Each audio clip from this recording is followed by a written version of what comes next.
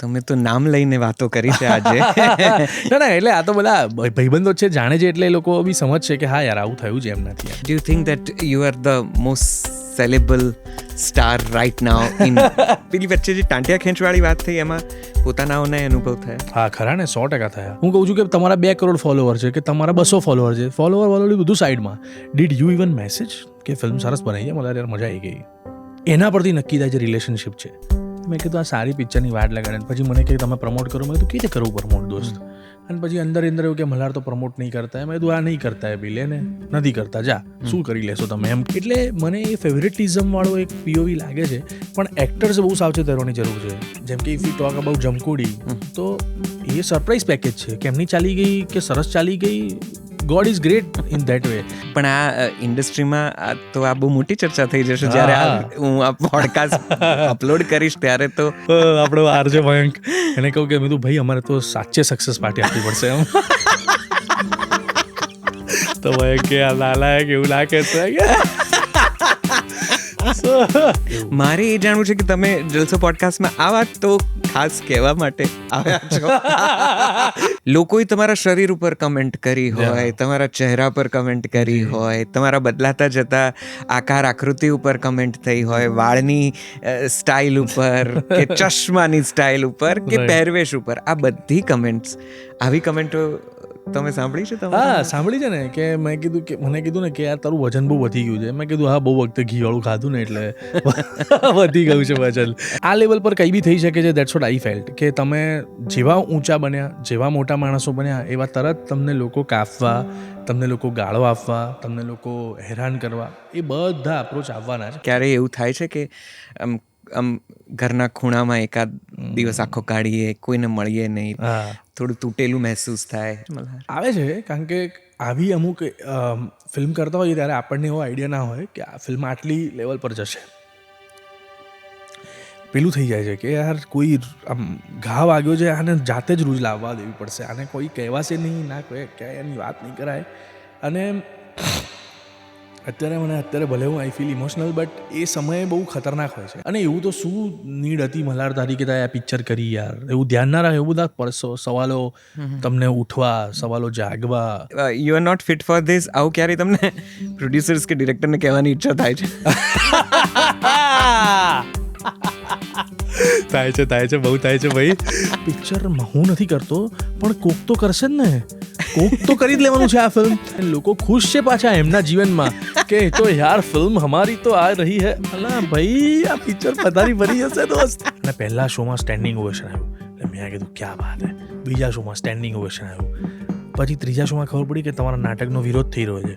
મેં કીધું હે, કારણ કે તમે તો બ્રાહ્મણ પરિવારમાંથી છો એટલે કુંડળી જોઈ હશે, જોવડાઈ હશે. જ્યારે નાટકો નહોતા ચાલે ત્યારે ખાસ પેલું કહે ને કે વહુના પગલા ફળ્યા, એવું એકદમ 100% ફળ્યા, 100%. I feel good about it. એની ગેરહાજરીમાં તો આટલું પૂછી જ શકાય, તમે ડોમિનેટિંગ છો કે? એ જ હોય ને યાર, ઓફકોર્સ. પણ અમુક બાબતોમાં હું બી છું. ભલે આજે ગુજરાતી ફિલ્મ ઇન્ડસ્ટ્રીમાં કદાચ તમારા જેટલો બેન્કેબલ સ્ટાર કોઈ નથી. કે આ ફિલ્મ મલ્હારને ગમી છે એટલે મલ્હાર કરશે. બહુ જ ઓછા પ્રોડ્યુસર્સ છે જેની અંદર માર્કેટની સેન્સિબિલિટી છે ઇન ટર્મ્સ ઓફ સ્ક્રિપ્ટ સાહેબ છે. અને પેલું શું કહેવાય કે માફીનો વિડીયો ના માનતા કે તમે અમારા વિશે ખોટું બોલ્યા, ઓકે ભાઈ લાય 202 નંબરનો વિડીયો મોકલી દો, ચલો.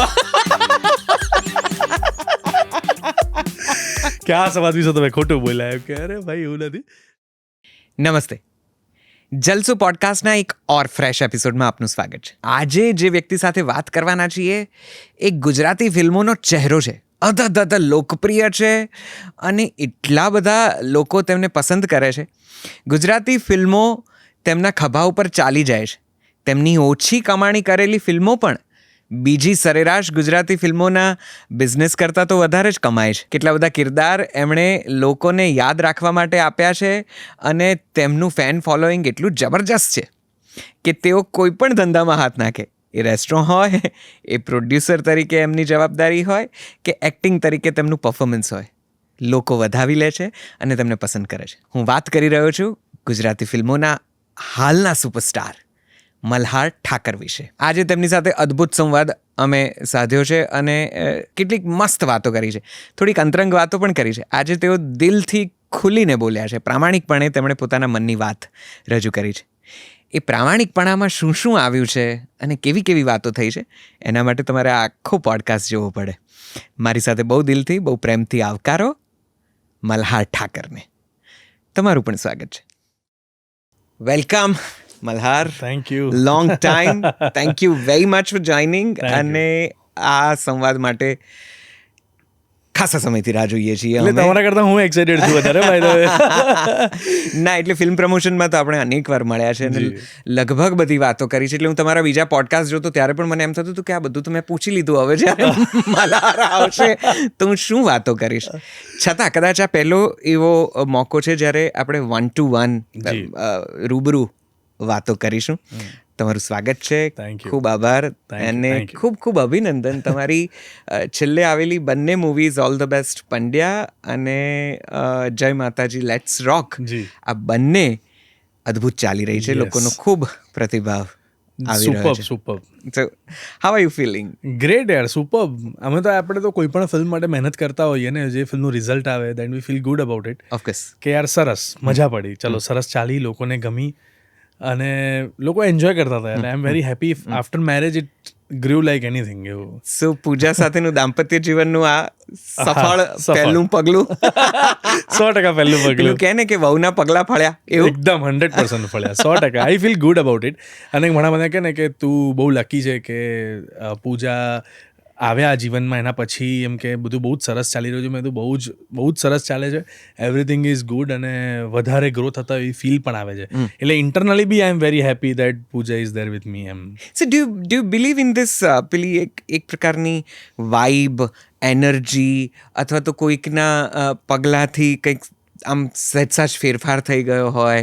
આ આપણી જે પારંપરિક રીતે કહેવાતી વાતો છે, તમે માનો છો આને? 100% માનું છું હું, 100% માનું છું. અને એમાં કેવું થયું કે આ વર્ષે અમે બંને જણાનું એવું રહ્યું કે પહેલાં નવેમ્બરમાં we got married, we travel to US. એના પછી સંક્રાંત પછી મારી ફિલ્મ આવી, પછી એની ફિલ્મ આવી, પછી અગેન મારી ફિલ્મ આવી, પછી અત્યારે એની ફિલ્મ ચાલે છે. એટલે બંને જણા એકદમ ખુશખુશાલ હતા કે બહુ જ સરસ ચાલી રહ્યું. That energy, that positivity I think બહુ જ કામ લાગી. અને પગલાં સાચે એ એસ્ટ્રોલોજીકલી પણ લોકો કહેતા હોય જી, જી, જી. છે, અને એ ફીલ આવે છે અને એવું લાગે છે અને બહુ જ સરસ ફીલ થાય છે કે એના આવ્યા પછીના જે even though meeting people is also very great. એમ કે લોકો અલગ જ લેવલના લોકો મળી રહ્યા છે. ઇવન તો આવનારા સમયના જે પ્રોજેક્ટ્સ છે તે પણ બહુ જ સુંદર રીતે ડિઝાઇન થઈ રહ્યા છે. એટલે પગલાં ફળ્યાની જે વસ્તુ છે કે જે વાઇબ છે, that is absolutely right. Night felt it so very much. I am sure કે બંનેને એવું થયું હશે કે એકબીજાનો સંગાથ થોડો વધારે સફળ અને આમ ફળેલો લાગતો જી, હશે. જી, પૂજાની પણ હમણાં આવેલી ફિલ્મ ખૂબ સુંદર બહુ જ સરસ પ્રતિસાદ ચાલે છે. એને મળી રહ્યો છે. અને તમારી તો બેઉ બેક ટુ બેક. એટલે આ સમયની રાહ જોતા હતા મલ્હાર? કારણ કે આપણે જ્યારે મળ્યા છીએ અને આપણે આ જ સોફા પર આ જ જગ્યાએ બેસીને જુદા જુદા સમયે જુદી જુદી ફિલ્મો માટે અદ્ભુત વાતો કરી છે. વાતોમાં મજા આવી હોય, તમે ફિલ્મો વિશે કરેલી વાતો અમને બહુ ઉત્સુક કરી ગઈ હોય, પણ ક્યાંક ને ક્યાંક એ ફિલ્મો નથી ચાલી. યસ. તો આ બે ફિલ્મોનું ચાલવું એ કેવી અનુભૂતિ છે? બહુ જ સરસ અનુભૂતિ છે. લોકોએ ફિલ્મને પહેલા જ દિવસથી સ્વીકારી લીધી, એવી જે ફીલ હતી ને, એ બધો બહુ જ આનંદ હતો. કે પ્રેમિયરમાં લોકોને આમ મળીએ તો લોકો ખુશ હોય, મજા કરે. મેં કીધું કે હવે બસ કાલે રિલીઝ છે, નાઉ વોટ વિલ હેપન, શું થશે. અને પેલું જે નાટકવાળો જે હોય છે ને, કે પહેલા શોમાં તમારી જે ફાટે, કે શોની પહેલાં જે તમને આમ લબક ઝબક થાય ને, એ એકચ્યુઅલ ફીલ ગુરુવારે રાત્રે પણ આવતી હોય છે ને. આઈ એમ હેપી કે એ ફિલિંગ હજી આવે છે. અને ફિલ્મ ચાલવી ઓફકોર્સ ઓડિયન્સના હાથમાં છે, પણ અમારી મહેનત બહુ જ વધારે હોય છે. લોકો ફિલ્મને સ્વીકારે એવા ખૂબ પ્રયત્નો કરતા હોય છે, અને આફ્ટર ઓલ સ્વીકારાય એનો બહુ આનંદ છે. એટલે I am very thankful to the audience કે જે લોકોને જોવું છે એ 100% જોવે છે, સરસ રીતે એને વધાવે છે. એટલે લોકો બસ જોતા રહે. ફિલ્મ તો કેવી છે નૈશદભાઈ, કે one film can be negative, can B positive, પણ એક આર્ટિસ્ટનો વિશ્વાસ લોકોએ મને આપ્યો છે કે યાર તમારી ફિલ્મ હશે ને, ભલે ઓછી ચાલશે પણ એ ઓછી પણ ઘણી ચાલે છે લોકો કરતા, which is also very good for me. કે એ કોઈક ફિલ્મનું કલેક્શન 75 લાખ 80 લાખ હોય છે, which can be life time for them. Right. પણ એ 75-80 લાખ તો 2-3 દિવસમાં મારી ખરાબ ફિલ્મોમાં પણ આવી જાય છે. તો લોકોએ જે ઓડિયન્સ તરીકે આર્ટિસ્ટ પર વિશ્વાસ મૂક્યો છે ને, કલાકાર તરીકે કે એઝ અ હ્યુમન બિંગ કે મલ્હાર છે ને, તો કંઈક હશે એમાં. તો એનો જ મને ખૂબ આનંદ છે ને એના માટે જ હું મહેનત કરી રહ્યો છું જે કરી રહ્યો છું એમ. So, do you think that you are the most sellable star right now in the producers industry? એવું કહે છે કે you are the bankable star, you are the most saleable star. તારી બધી ફિલ્મોનું રિઝલ્ટ બહુ જ સારું આવે છે, જોવાની બહુ જ મજા આવે છે. અને જે ખરાબ બી ફિલ્મો હોય છે ને થોડી ઘણી કે થોડી ન ચાલેલી ફિલ્મો, એને પણ અમુક પ્રોડ્યુસર્સે બહુ વધાવેલી છે કે યાર તમે જોરદાર ફિલ્મ લાવી. પણ જેમ કે Locha Lapsi was one of the film, કે after the film producers directors were so happy કે જોરદાર આઇટમ લાવ્યા છો યાર તમે, સખત. અને એ એટલી ના ચાલી જેટલી ચાલવી જોઈએ. પણ કાં તો આ સાઈડ ને કાં તો આ સાઈડ, એ બંને સાઈડ કોઈક રીતે તો સ્વીકારાઈ જાય છે એમ. આ દરમિયાન પ્રોડ્યુસર્સનો વિશ્વાસ પણ તમને જોવા મળ્યો કે ક્યાંક 100% પેલું જે ટિકિટ બારીની દ્રષ્ટિએ જોઈએ તો એક ગણિત સતત દર શુક્રવારે ફરી જતું હોય છે, તમારા માથે ભમતું રહેતું હોય છે. ભલે આજે ગુજરાતી ફિલ્મ ઇન્ડસ્ટ્રીમાં કદાચ તમારા જેટલો બેન્કેબલ સ્ટાર કોઈ નથી, છતાં પ્રોડ્યુસર્સની એવી ગણતરી હોય કે આ ફિલ્મો ચાલે છે કે આની ફિલ્મો અત્યારે નથી ચાલતી, કે બેક ટુ બેક કોઈ એવી મેજર હિટ નથી આવી કે જે કદાચ ટિકિટ બારીને વિશ્વાસ અપાવે કે આ ફિલ્મથી આપણે કંઈક રળી જ શકીશું. તો આ જે સમય છે એ દરમિયાન તમને કેવા કેવા પ્રોડ્યુસર્સના અનુભવ થયા, તમારા પોતાના અનુભવો કેવા રહ્યા? કારણ કે અંદર ખાને કલાકાર પણ જાણતો જ હોય દેટ કંઈક નથી ચાલી રહ્યું, આટલા બધા પ્રયત્નો સાથે પણ સમય કદાચ આપણી ફેવરમાં ના હોય એવું પણ બને. Possible, yes. તો કેવા અનુભવો થયા પ્રોડ્યુસર્સના, ડિરેક્ટર્સના, કો એક્ટર્સના અને પોતાના? અને જ્યારે પણ આપણે લોકોને મળીએ ત્યારે છે ને કેવું હોય છે કે પ્રોડ્યુસર્સના માઇન્ડમાં એટલું હોય કે ઇસ પે ઇતના લગાયા હે તો ઇતના તો વાપસ આ જાયગા. હવે એ નથી આવતા, તો આઈ કોલ પ્રોડ્યુસર્સ અને આઈ ટોક વિથ ધેમ કે ભાઈ જો આપણે પ્રયત્ન કર્યા, તમને ક્યાંય ખામી નથી લાગી ને, તમને કંઈ પ્રોબ્લેમ નથી પડ્યો ને, કારણ કે after all you are the maker અને તમને વિશ્વાસ આપવો જોઈએ. અને અમુક પ્રોડ્યુસરો એવા બી લાગ્યા કે યાર હવે મલ્હારમાં પહેલાં જેવો ચામ નથી એમ એવું. એટલે અને પછી ભગવાન મને ઓલ ધ બેસ્ટ પંડ્યા આપે છે. દેન અગેન દે ફીલ કે યાર, પછી મેં કીધું હવે તમે જે કીધા હતા એના કરતાં 10 લાખ હું મિનિમમ વધારે લઈશ અને દિલથી માગું છું અને આપો તો ઓકે, બાકી દેટ્સ ઓકે, એન્જોય એમ. અને મને છે ને કોઈ દિવસ એટીટ્યૂડ નથી હોય, પણ હું કામમાં સખત સિરિયસ છું. એટલે પ્રોડ્યુસરોને ધીરે ધીરે એવી ખબર પડે છે કે ભાઈ આટલું કેમ આવા બધા વિષયો લઈને આવતા હોય છે. ને પ્રોડ્યુસરનો એક માઇન્ડસેટ હોય છે. બહુ જ ઓછા પ્રોડ્યુસર્સ છે જેની અંદર માર્કેટની સેન્સિબિલિટી છે ઇન ટર્મ્સ ઓફ સ્ક્રિપ્ટ એમ છે. કે વૈશલભાઈ છે કે કેડીભાઈ છે કે કુણાલ સોની છે કે મનીષ સૈની છે કે એ લોકો જે સેન્સિબિલિટીથી કામ કરે છે, કે સંદીપ પટેલ, આરતી આંટી, દે નો કે યાર આ ફિલ્મ છે ને, આ ફિલ્મ આ રીતે આપણે આગળ લઈ જવી છે, આ સ્ક્રિપ્ટ આપણને આ કહેવા માંગે છે. અને ઘણા પ્રોડ્યુસર્સ એવા હોય છે કે જે લોકોને સ્ક્રિપ્ટ વિશે કશી ખબર જ નથી, સીધા પ્રેમિયરમાં અચ્છા એ બની પિક્ચર એવું. એટલે મેં કીધું તમે આખું 6-8 મહિના આપી દીધા, તમારા ખિસ્સાના 3-4 કરોડ રૂપિયા નાખી દીધા, સ્ટીલ તમને ખબર નથી કે શું બની રહ્યું છે એમ. એટલે મને જ્યારે પર્સનલી અનુભવો થયા ને એ બહુ પોઝિટિવ રહ્યા છે પ્રોડ્યુસર્સને લઈને, કે they trust me, they want to meet me, they want to hang out with me. એ કે ભાઈ આવો ને, બેસો ને યાર, કંઈ કોને શું છે નવું જીવનમાં, શું ચાલે છે, કંઈ એવી કોઈ પિક્ચર ગમી તમને. તો એવા મારા રિલેશન છે. પછી આફ્ટર એટલે આઈ થિંક લાસ્ટ જુલાઈ ઓગસ્ટથી મેં એવું નક્કી કર્યું હતું કે now I will work with the directors, not with the producers. Right. એ મારું ડિસિઝન હતું કે યાર આ વખતે છે ને ચલો સંદીપ પટેલ જોડે એક ફિલ્મ કરું છું, પછી મનીષ સૈની જોડે કરીશ, પછી રાહુલ વિનીત જોડે કરીશ, પછી again I will go back two Manish Saini, પછી એક નવા માણસ જોડે કરીશ, વચ્ચે અનીશ જોડે કરીશ. આવું બધું મેં ડિસાઇડ કર્યું.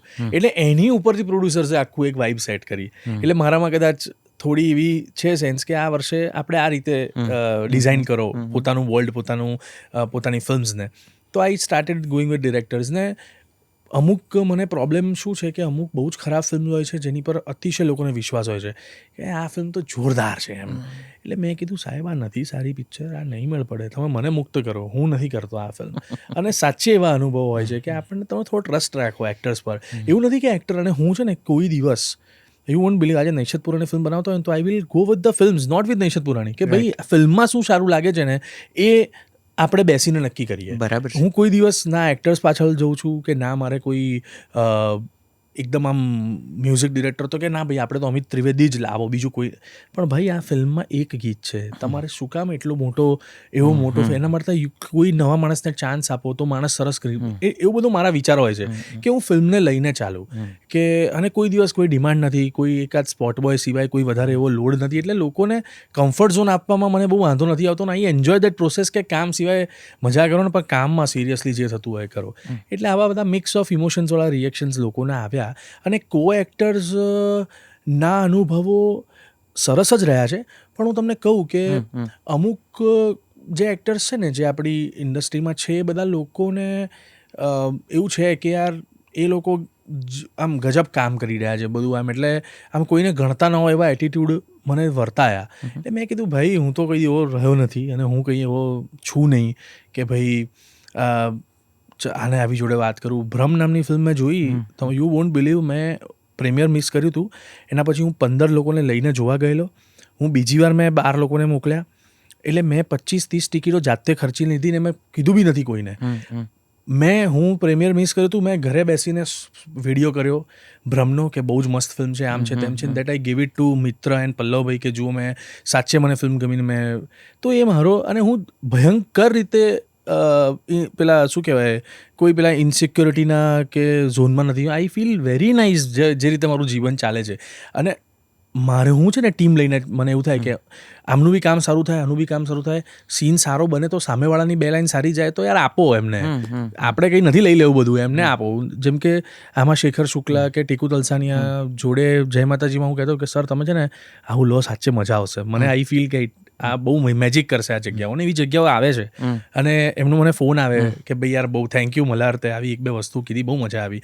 સો આ બધું યાર ટીમવર્ક છે અને જોડે બેસીને ચાલનારું છે. અને industry now it is on a competitive zone which is very wrong. I felt કે યાર આને બી બતાવી દેવું છે, આને બી બતાવવાનું તો બધું છોડ દો યાર, મસ્ત ફિલ્મ કરો, એના ટાઈમમાં બધું ચાલી જશે. અને બધા એકબીજાને સપોર્ટ કરશે ને તો જ આ જીવન નોર્મલ ચાલશે. બાકી બહુ જ સારી ફિલ્મો બનશે ને બહુ સારી નહીં ચાલે એવા અનુભવનો મને દેખાઈ રહ્યો છે આગળનો પીરિયડ. કે ભાઈ પોતાની ફિલ્મ, પોતાના લોકો, એવું આમ લોકો સુધી પહોંચાડવા માટે સહિયારી મહેનત બહુ જરૂરી છે. ઘણા પ્રોડ્યુસર્સ એવા બી છે કે ઓલ ધ બેસ્ટ પંડ્યા અને મનીષ સૈની, આપણી ઓલ ધ બેસ્ટ પંડ્યા અને જય માતાજી લેટ્સ રોક જોઈ આવ્યા, બારોબાર 5મા-6ઠ્ઠા દિવસે ના ફોન આવ્યો છે, ના મેસેજ આવ્યો છે, ના એમણે કંઈ શેર કર્યું છે, ના એના વિશે કોઈ ચર્ચા કરી છે. એટલે એમ થયું કે ભાઈ તમે તો આટલા અંગત માણસ છો યાર દોસ્ત, તમે કશું કીધું બી નહીં પિક્ચર જોઈને. એવું થાય ને આપણને, તો એવું મને બહુ લાગ્યું કે જૂના નવા બધા જ. એટલે મેં કીધું કે ભાઈ ગમી હોય તો કહેવાનું દોસ્ત, અને એમાં બળી નહીં જવાનું એમ કે પિક્ચર કેવી બનાવી દીધી, ચાલી ગઈ આ તે, અને સાચે જ ચાલી ગઈ છે. હું મયંક ગઢવીને એવું કહેતો હતો, આપણો આરજે મયંક, એને કહું કે મેં તું ભાઈ અમારે તો સાચે સક્સેસ પાર્ટી આપવી પડશે એમ. તો મયંક કે આ લાલાયક એવું ના કહેતો. એટલે આવું ફન છે that it's great. People are approaching very good subject. જેમ કે હમણાંના નવા પ્રોડ્યુસર્સની વાત કરું તો I met Sanjay Soni, Vraj films. They are making good stuff. એટલે એમનું એક વર્લ્ડ છે. They are designing films.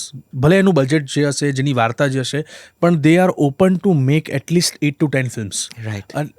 એ બહુ જ સારો અપ્રોચ લાગ્યો મને. એટલે મજા આવી. એમની સાથે બી કંઈક નવું એસોસિએશન કરી રહ્યા છીએ. તો આ જે આંકડા આવે છે, એઝ યુ જસ્ટ સેડ કે અમારે તો સાચે આપવી પડશે, તો આમાં જરા ગાલમેલ ભેળસેળ હોય છે? હોય છે, 100% હોય છે. અને એવા અનુભવ બી છે કે બહુ જ, અને હવે બધાને એવી ટેવ પડી ગઈ છે કે 3 દિવસનું જે કલેક્શન હોય એ નાખી જ દેવાનું, જેટલું હોય એટલું આપણે કેવું છે એટલું નાખી દેવાનું એમ. તો એ મને એવું લાગે છે કે it is little off track I feel. એ હમણાં જ મેં એક મૂવીમાં મને આ કોટ કરવાનું મન થાય છે, પોસ્ટર્સમાં જોયું 0.06 crores. હા, 0.06 એટલે 6,60,000 કે શું સમજવું. પણ આવી માર્કેટિંગ ગિમિક્સ પણ થતી હોય છે. પણ આ આંકડાઓની રમતમાં ઘણું બધું મિસઇન્ટરપ્રેટ થાય છે, ખોટા મેસેજીસ કન્વે થાય છે, ખોટી લાગણીઓ પણ દુભાઈ જાય છે, અને સંબંધો બગડે એવું પણ થતું જ હશે, આઈ એમ શ્યોર. એટલે જેમ કે હું તમને કહું કે ઓલ ધ બેસ્ટ પંડ્યાનું real collection is almost around 12. એટલે કદાચ એ 1188 હશે અથવા 1210 હશે કાઇન્ડ ઓફ. હજી ફિલ્મ ચાલે છે એટલે વધારે નહીં, પણ એટલું હોય દાખલા તરીકે.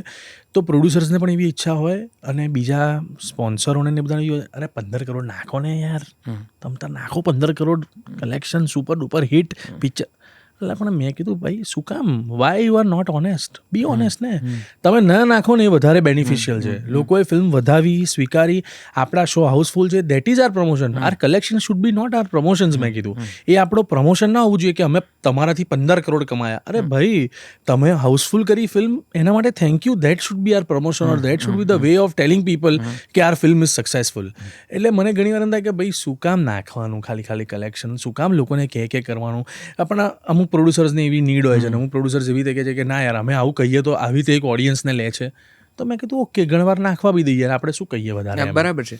અને આ જે સમય છે જ્યારે ફિલ્મો નથી કદાચ આપણા ફેવરમાં કામ કરતી, સફળતાની દ્રષ્ટિએ કે બિઝનેસની દ્રષ્ટિએ, ત્યારે મલ્હાર લોકોનો અપ્રોચ કેવો બદલાય છે? તમે એ સમય થોડો લાંબા સમય માટે જોયો, એટલે શરૂઆતની 2-3 ફિલ્મો સરસ વર્ક કરી ગઈ, પછી એક ડ્રાય ફેઝ હતો તો ખરો જ કે જેમાં મલ્હાર ઇઝ ધેર. પણ હું તો બહુ પ્રામાણિકતાથી કહું છું કે મેં આ કાઉચ પર પૂછ્યું છે કે તમને શું લાગે છે કે હવે પછી મલ્હાર પછીનો ચહેરો કોણ છે? આવા ઘણા બધા સાથે ઇન્ટરેક્શન અમે જો આવી રીતે માધ્યમ પર કરતા હોઈશું તો કોઈકે પીઠ પાછળ કર્યું હશે, કોઈકે સામે કર્યું હશે, કેટલાક પ્રોડ્યુસર્સે ચર્ચા કરી હશે. આ આખા સમયને તમે કઈ રીતે જીવ્યા? કઈ રીતે મોમેન્ટમ પકડી રાખ્યું કે નો ઇટ્સ ઓકે? અને કઈ રીતે આ ગણિત સમજાયું કે ઇટ્સ અપ એન્ડ ડાઉન, એ તો આજે છે ને કાલે નથી? રાઈટ. આ બધું ઇક્વેશન કેવી રીતે બેસાડ્યું? એ ઇક્વેશનમાં કેવું થયું કે જ્યારે ફિલ્મની વાત આવતી હોય છે ત્યારે સ્ક્રિપ્ટ સાંભળતા હોઈએ છીએ ત્યારથી જ એક પીઓવીઓ હોય છે કે આ ફિલ્મ મલ્હારને ગમી છે એટલે મલ્હાર કરશે. એટલે એથી all said and done, it is my call that I want to do this film. Correct. ઘણી ફિલ્મમાં એવું થયું કે પેપર પર અલગ હતી અને રિલીઝ અલગ થઈ. કરેક્ટ. તો પણ એમાં મલ્હારનો તો વાંક કહેવાય જ કે ફિલ્મ થઈ છે અને લોકો એવું જ કહેવાનું છે કે મલ્હાર છે આ ફિલ્મમાં. કરેક્ટ. તો એવો પણ અપ્રોચ થયો છે કે જેમાં ઘણી વાર એવું લાગ્યું છે મને કે યાર આ પેપર પર તો જોરદાર ફિલ્મ હતી, આ યાર આવી કેમ બની ગઈ પિક્ચર, આમ તો મજા આવી હતી, કદાચ મારી ભૂલ નહીં થઈ અને એવું. પણ due to my theatre backdrop મને એવું લાગે છે કે ભાઈ નાટક છે યાર, ચાલે, કોઈક દિવસ ના ચાલે, પણ તમારે કર્યા કરવું પડે, સતત તમારે એક્ટિવ રહેવું પડે. તમને જે ફિલ્મ મળે જેમાં વધારે સારું કેવી રીતે લઈને આવો, વધારે બેંગ ઓન કેવી રીતે લાવો, કે કેટલી મહેનત હજી નીડેડ છે સ્ક્રિપ્ટ પર, કે શું નડે છે ઓડિયન્સને, એ બધા પીઓવી જાણો. તો એના પરથી તમને વધારે મને શીખવા મળ્યું છે કે ભાઈ ઓકે ચલો મારી આ ફિલ્મ નથી ચાલી તો એના શું રીઝન હોઈ શકે કે you didn't find a good script, કે એક્ઝિક્યુશનમાં લોચો પડ્યો, તો એને ટીક મારો. તો કે ઓકે નેક્સ્ટ ટાઈમ આમની જોડે ફિલ્મ કરતાં પહેલાં આવા પીઓવીઝ એમની જોડે શેર કરીશું. અને એવી રીતે હું દરેક ફિલ્મ પર ખૂબ કામ કરું છું.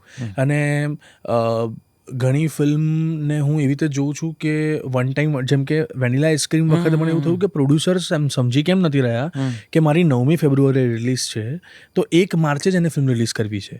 વાય? મેં કીધું તમને પિક્ચર આટલી સારી મળી છે, તમે અન્ડરસ્ટેન્ડ કરો દોસ્ત કે ના કરાય રિલીઝ, ન જ કરવી જોઈએ ને. હું નહીં થઈ શકે પ્રમોટ.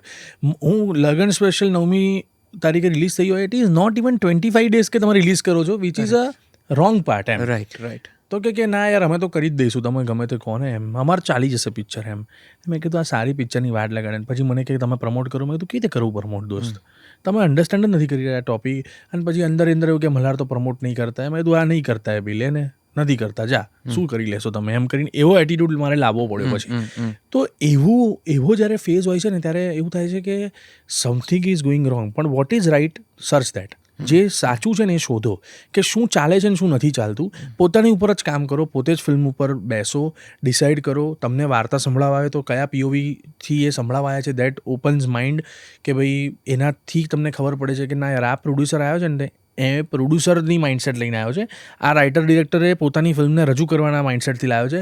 લેટ્સ અપ્રોચ ધેટ કે બંને જણા ભેગા કેવી રીતે થાય છે, કે શું આપણી અત્યારની નીડ છે. ઘણા એવા બી પ્રોજેક્ટ હતા કે at the time I was in need of money અને મેં એકાદો પ્રોજેક્ટ એવો કર્યો જેમાં મને સારા પૈસા મળતા હતા અને I found that script good કે ભાઈ ચલો કદાચ એક્ઝિક્યુશનમાં સારું થઈ જશે, પણ એ ના થયું.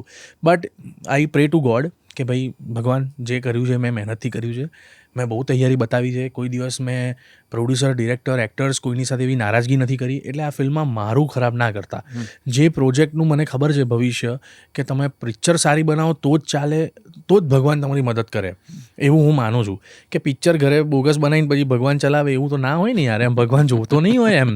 એટલે પણ હું એમને પ્રાર્થના કરું, એમને પ્રે કરું, વર્ષમાં એકવાર આમ મંદિર જઈને થેન્ક યુ કહું કે બધું સરસ ચાલી રહ્યું છે, જીવન આમ જ ચલાવજો, આગળ વધારજો, ભગવાન મને હજી મહેનત કરવાની તાકાત આપજો, હજી વધારે સારું પરફોર્મ કરવા માટે મને ઇન્સ્પાયર કરજો. આવું બધું કરીને again new chapter, new film, new project, અને પછી એવરી ડે અને એનું જ ફળ એક દિવસ તો આવીને મળી જ જાય છે એમ. So that's how you keep the momentum. Yes absolutely. આ સમય દરમિયાન જે અનુભવો થાય છે એ દિલ તોડનારા હોય છે. ક્યારેય એવું થાય છે કે આમ ઘરના ખૂણામાં એકાદ દિવસ આખો કાઢીએ, કોઈને મળીએ નહીં, કદાચ રડવું આવે, થોડું રડી લઈએ, ઇમોશનલ થઈ જઈએ, થોડું તૂટેલું મહેસૂસ થાય, આવી ક્ષણો આવે છે મલ્હાર? આવે છે, કારણ કે આવી અમુક ફિલ્મ કરતા હોઈએ ત્યારે આપણને એવો આઈડિયા ના હોય કે આ ફિલ્મ આટલી લેવલ પર જશે, પણ આઈ ટ્રાય માય સેલ્ફ કે યાર ના, આપણે સાવ એવું ના હોય. ફિલ્મ તો ફિલ્મ છે યાર, પ્રોજેક્ટને પ્રોજેક્ટ તરીકે લેવાના હોય, પણ એવું નથી થતું એકચ્યુઅલી. બહુ દિલ આપી દેવું પડે છે, બહુ આમ રજૂ કરી દેવું પડે છે, બધું બહુ કહી દેવું પડે છે કે યાર બધું બહુ મહેનત કરીએ છીએ યાર અમે, પ્લીઝ આમ એવું ના કરતા. પણ હવે તો by luck by chance it's a મહેનતનું કામ. એટલે આઈ ફીલ કે જ્યારે રડવાનું આવે ત્યારે હું રડી લેતો હોઉં છું, but I am like a lion. એટલે જવું ક્યાંય ખૂણામાં એકલો કોફી પીતા પીતા ઈ રિમેમ્બર દેટ ટાઈમ. પછી એવું હતું કે આ બી મળ્યું છે, જે બી મળ્યું છે એ સાવ કંઈ એમને એમ તો મળ્યું નથી એમ, આટલી મહેનતથી જ મળ્યું છે. જ્યારે થિયેટર કરતા હતા ત્યારે પણ લોકો વધાવવા આવતા, આવું બધું. એટલે it's a mix feeling, but એવું હોય છે કે તમારું ઇમોશનલ તમે થઈ જાઓ, અને હું છું actually emotional. I take care of people, I love people. હું લોકો સાથે બેસું, લોકો મારા કઝિન્સ આ છે તે છે, મારું ફેમિલી ફૂલ ઓન હોય છે આમ એકદમ ફિલ્મનો દરેક શોમાં, દરેક ઉત્સાહમાં.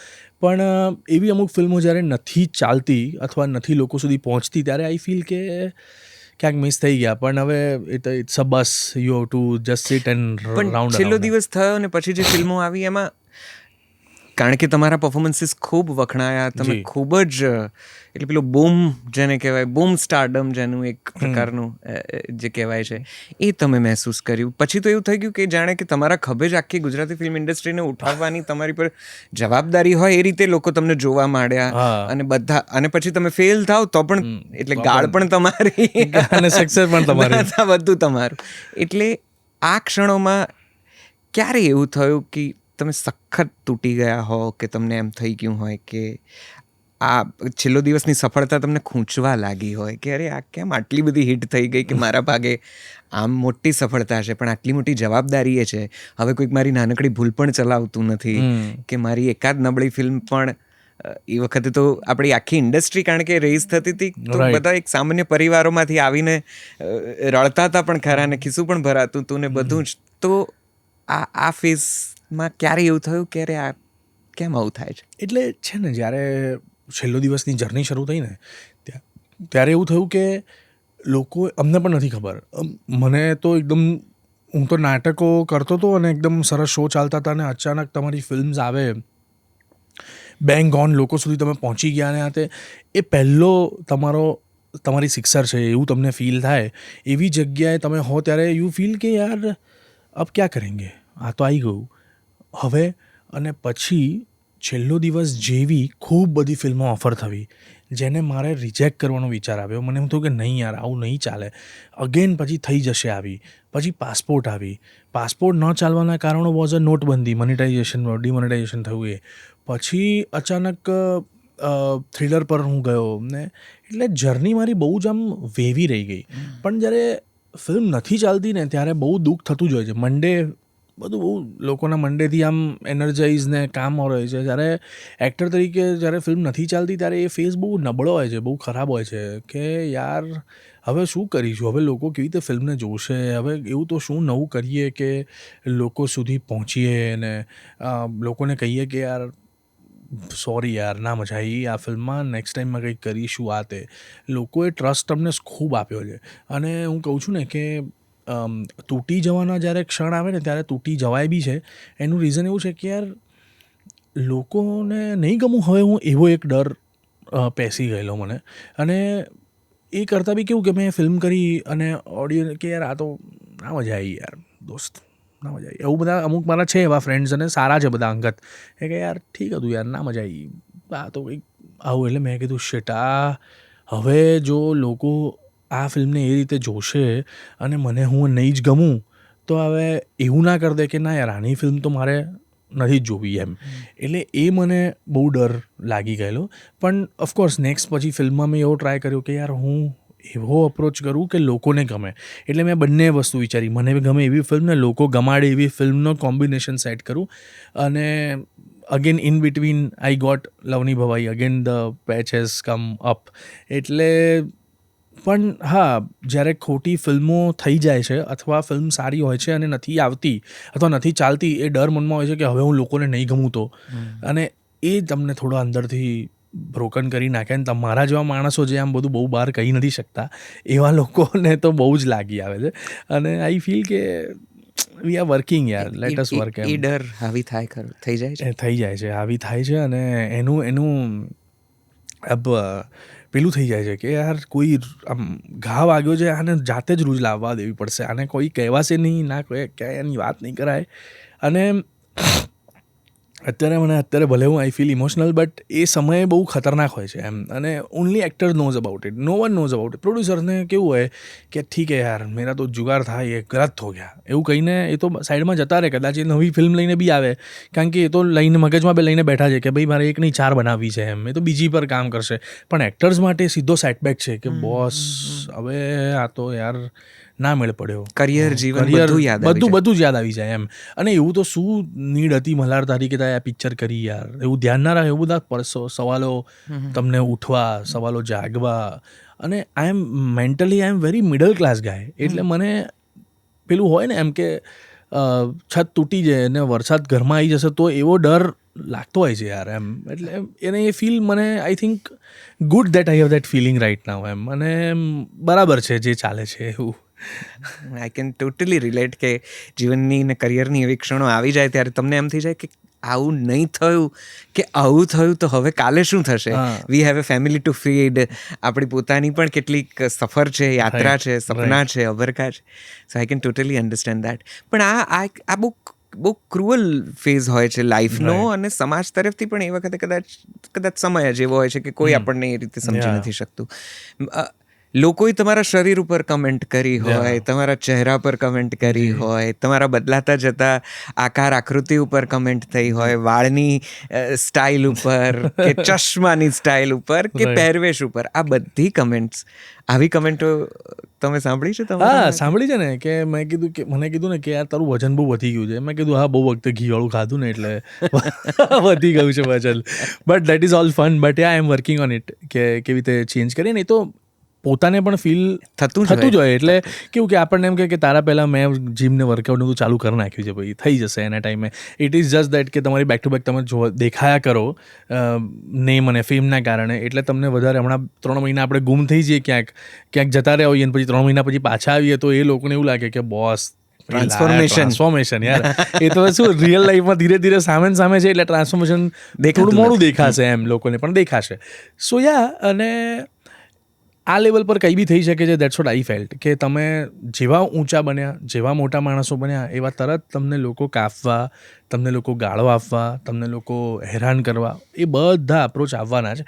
કારણ કે આ વસ્તુ જ્યારે મેં થિયેટર કરતો હતો ને ત્યારે બધા જ મોટા સ્ટાર્સ એવું કહેતા હતા કે જ્યારે ખરાબ નાટક આવશે ને અમારું કે કોઈનું બી, ત્યારનો જે સમય છે ને એ જ રિયલ ટાઈમ છે, બાકી બધું કામ છે.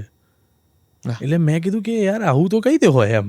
તો કે બાકી બધું જ કામ છે, પણ જ્યારે નાટક નહીં ચાલે અથવા નાટક આખું પાછું હશે, શો વધારે નહીં થાય, at that time it is your real time. એટલે તમારે એ સમયને જ જાળવીને ચાલવાનો.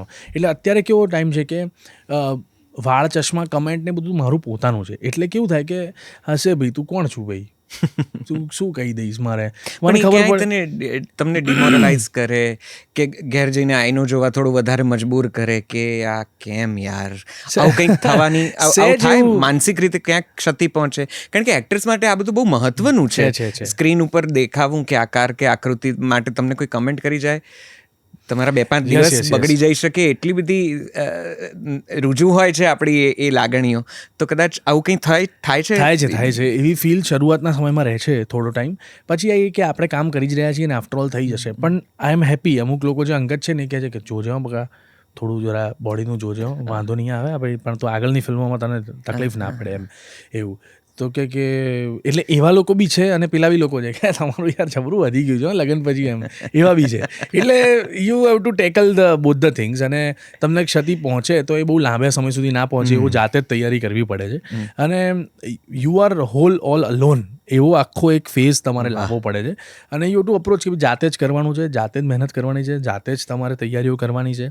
અને જ્યાં સુધી તમે કરી શકવાના છો ત્યાં સુધી કરતા જ રહેવાનું છે. એટલે don't worry about it. I enjoy this phase also. Healthy phase be મને ગમે છે, મારો ફેટ ફેઝ બી મને ગમે છે. અને જરાય મને એના વિશે એવું નથી થતું કે ના યાર એ તો ઘણા 2-4 સારા ડિઝાઇનરો સારા કપડાં પહેરે તો પતલાય લાગવા લાગીએ. ક્યાં વાત. પણ એટલે એવું બી હોય છે. પણ આ તો કેવું છે, લાઈફ છે યાર. અને લોકોને બોલવું છે તો લોકોને બોલવું જ છે. તમે સાચું કહું છું નિશતભાઈ. તમે અમુક વસ્તુ તમે જોજો કે તમે તમારી જગ્યા પર નથી એ, કે તમારા લેવલ પર નથી એ, અથવા તમારા લેવલ સુધી પહોંચી બી નથી શકવાના, એટલે જ આ બધા લોકો નીચે કમેન્ટ કરવાના છે. રાઈટ. એવું કે યાર આ શું બોલ કરો છો ભાઈ, તમે સવાલ પૂછતા તો આવડતું નથી એવું તમને કે દાખલા તરીકે, બરાબર. તો એમ થાય કે લે ભાઈ તું પહેલા અહીં તો આય એમ, તું એટલી સામેની સીટ પર આય, અથવા એવો લેવલ ઊભું કર કે તું કંઈક કરી શકે એમ. એટલે ટ્રોલર્સ કે કોમેન્ટ કરનારા લોકો એ પર્સનલી ડોન્ટ. ઇન્ડસ્ટ્રીમાંથી આવા કમેન્ટ્સ આયા તમને કોઈ એક તમારા લુક વિશે કે તમારા આઉટર અપિયરન્સ વિશે ક્યારેય કંઈ કીધું હોય? હા, પણ સિક્રેટલી સેપરેટલી કે ભાઈ જેમ કે તત્સદ કે તું વર્કઆઉટ કરી રહ્યો છે ને, મેં કીધું મસ્ત ચાલે છે, બધું સરસ થઈ જશે, આઈ થિંક 2 મહિનામાં I will be very good એમ. એવું ઉજ્જવલ ફોર એક્ઝામ્પલ એણે કીધું કે ભાઈ શું છે પછી હવે મારે જરા અલગ રીતે ના જોવાનું થાય તને એમ, કે તું તારા ગુડ ન્યૂઝ ના આવે એમ.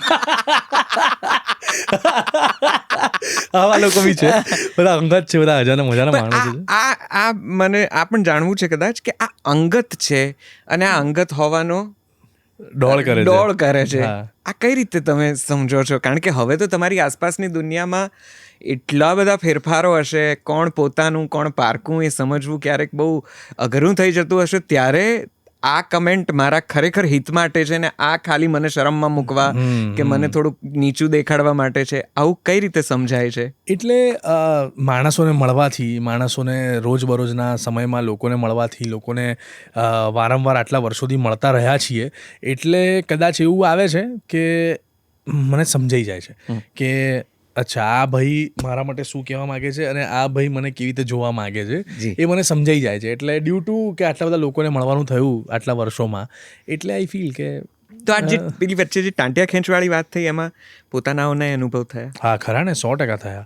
અને એ અનુભવો છે ને તમને ઈશ્વર કરાવી દે કે ધ્યાન રાખજે દોસ્ત, આ તું જેટલો માને છે તારા જેટલા અંગત છે એટલા અંગત છે નહીં. એટલે એવા પણ ખરા કે જે લોકો તમારું સારું નથી પણ ઈચ્છતા, અને એવા છીએ કે આ જરા ધ્યાનમાં રાખવા જેવું છે જરાક આમ. અને ઘણા લોકો બળીએ ગયા છે, ફિલ્મ ચાલી ગઈ એ બાબતે, અને વર્તાય તમને દેખાય. અને ભગવાનની દયા છે, સિક્સ સેન્સ સારી છે, અને હું અત્યાર સુધી મારા જીવનમાં કોઈ દિવસ એવો ખોટો નથી પડ્યો કે આ જે બિહેવ કરે છે એ બરાબર કરે છે નહીં. મને બધી તરત ભગવાનની દયાથી આવી જાય છે સમજ એમ. અને જે લોકો આ જે સારું જોઈ નથી શકવાવાળી જે પ્રજાતિ છે ને, ભલે ઇન્ડસ્ટ્રીના છે, થોડા ઘણા અંગત છે, થોડા ઓછા મળનારા, વધારે દેખાડો કરનારા લોકો છે, આવી પ્રજાતિઓ ખૂબ છે, જેનાથી આપણે જેટલું સાચવી શકાય એટલું સાચવવાનું, જેટલું કહેવું હોય એટલું જ કહેવાનું. પહેલાં મારું એવું હતું નિશિતભાઈ કે કંઈક સરસ કામ કરતા હોય ને એટલે હું બધાને કહી દઉં કે યાર જોરદાર, મજા આવી ગઈ, આમ છે તેમ છે. પછી મેં ધીરે ધીરે કે યાર એક મિનિટ, આમને એકચ્યુઅલી કંઈ ખરાબ લાગ્યું, સારું લાગ્યું, કંઈક આપણે એટલે ખબર ના પડી. ધીરે ધીરે આઈ ગોટ ટુ નો કે ભાઈ if you are growing they don't like it એમ, તો સ્ટે અવે, ઓર શાંતિથી સમજાવો જે કહેવું હોય. તો ઇન્ડસ્ટ્રીમાં ગ્રુપિઝમનો અનુભવ થયો તમારી સામે? હા, ગ્રુપિઝમ કરતાં બી ફેવરેટિઝમનું બહુ થયું. જેમ કે વૈશલભાઈ છે તો he always wants to work with Yash, તમને એવી ફીલ આવી જાય. જેમ કે સંદીપ પટેલ છે તો હી ઓલવેઝ થિંક્સ કે મલ્હારને લઈને ફિલ્મ કરીએ. પણ જ્યારે બંને જણાની ફિલ્મો આવતી હોય છે ત્યારે બંને જણા કેટલી પ્રમોટ કરે છે એકબીજાની ફિલ્મ્સ, અને બંને જણા એકબીજાની ફિલ્મને લોકો સુધી પહોંચાડવા માટે કેટલી મદદ કરે છે, એના પરથી નક્કી થાય છે રિલેશનશિપ છે. એમ કે જ્યારે મેકરે ફિલ્મ બનાવી દીધી, પ્રોડ્યુસરે ફિલ્મ બનાવી દીધી, absolutely fine, but how you are approaching the film, how you think કે ના યાર આની ફિલ્મ તો લોકો સુધી પહોંચાડવી જોઈએ, કહેવી જોઈએ ફિલ્મ આવી ગઈ છે, એટલીસ્ટ એવું તો કહીએ કે ફિલ્મ સારી છે. એક સોશિયલ મીડિયા પર ખાલી એક મેન્શન ટેગ, એનાથી વધારે મેસેજ. ચલો તને સોશિયલ મીડિયા તો તમારું, હું કહું છું કે તમારા 2 કરોડ ફોલોવર છે કે તમારા 200 ફોલોવર છે, ફોલોવર બધું સાઈડમાં, ડીડ યુ ઇવન મેસેજ કે ફિલ્મ સરસ બનાવી છે, મને યાર મજા આવી ગઈ, તો આટલું બી નહીં. મેં કીધું એવું, અને મારે તો એવું કંઈ છે નહીં. એટલે પછી તમને એવું હોય ને કે તમે જેવા છો એવા બધા નથી ભાઈ, એવું તમે ઓકે છો જીવનમાં, બધાને ખુશ રાખો, બધાને ખુશ કરો, અથવા પોઝિટિવલી બધાને જે કહેવું હોય કહો.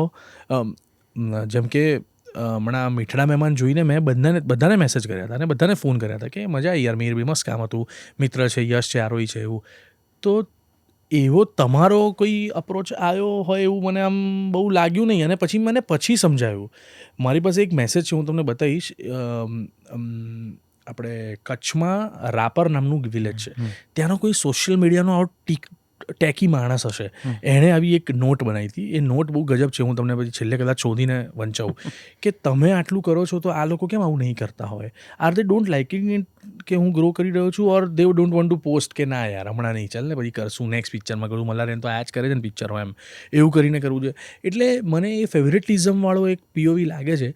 પણ એક્ટર્સે બહુ સાવચેત રહેવાની જરૂર છે કે ભાઈ ધ્યાન રાખો, તમે ક્યાંય ખોવાઈ ના જાઓ, અથવા તમે બહુ અંદર એવા ના જતા રહો કે તમે પછી બહાર નીકળવામાં તમને બહુ જ શ્રમ પડે એમ.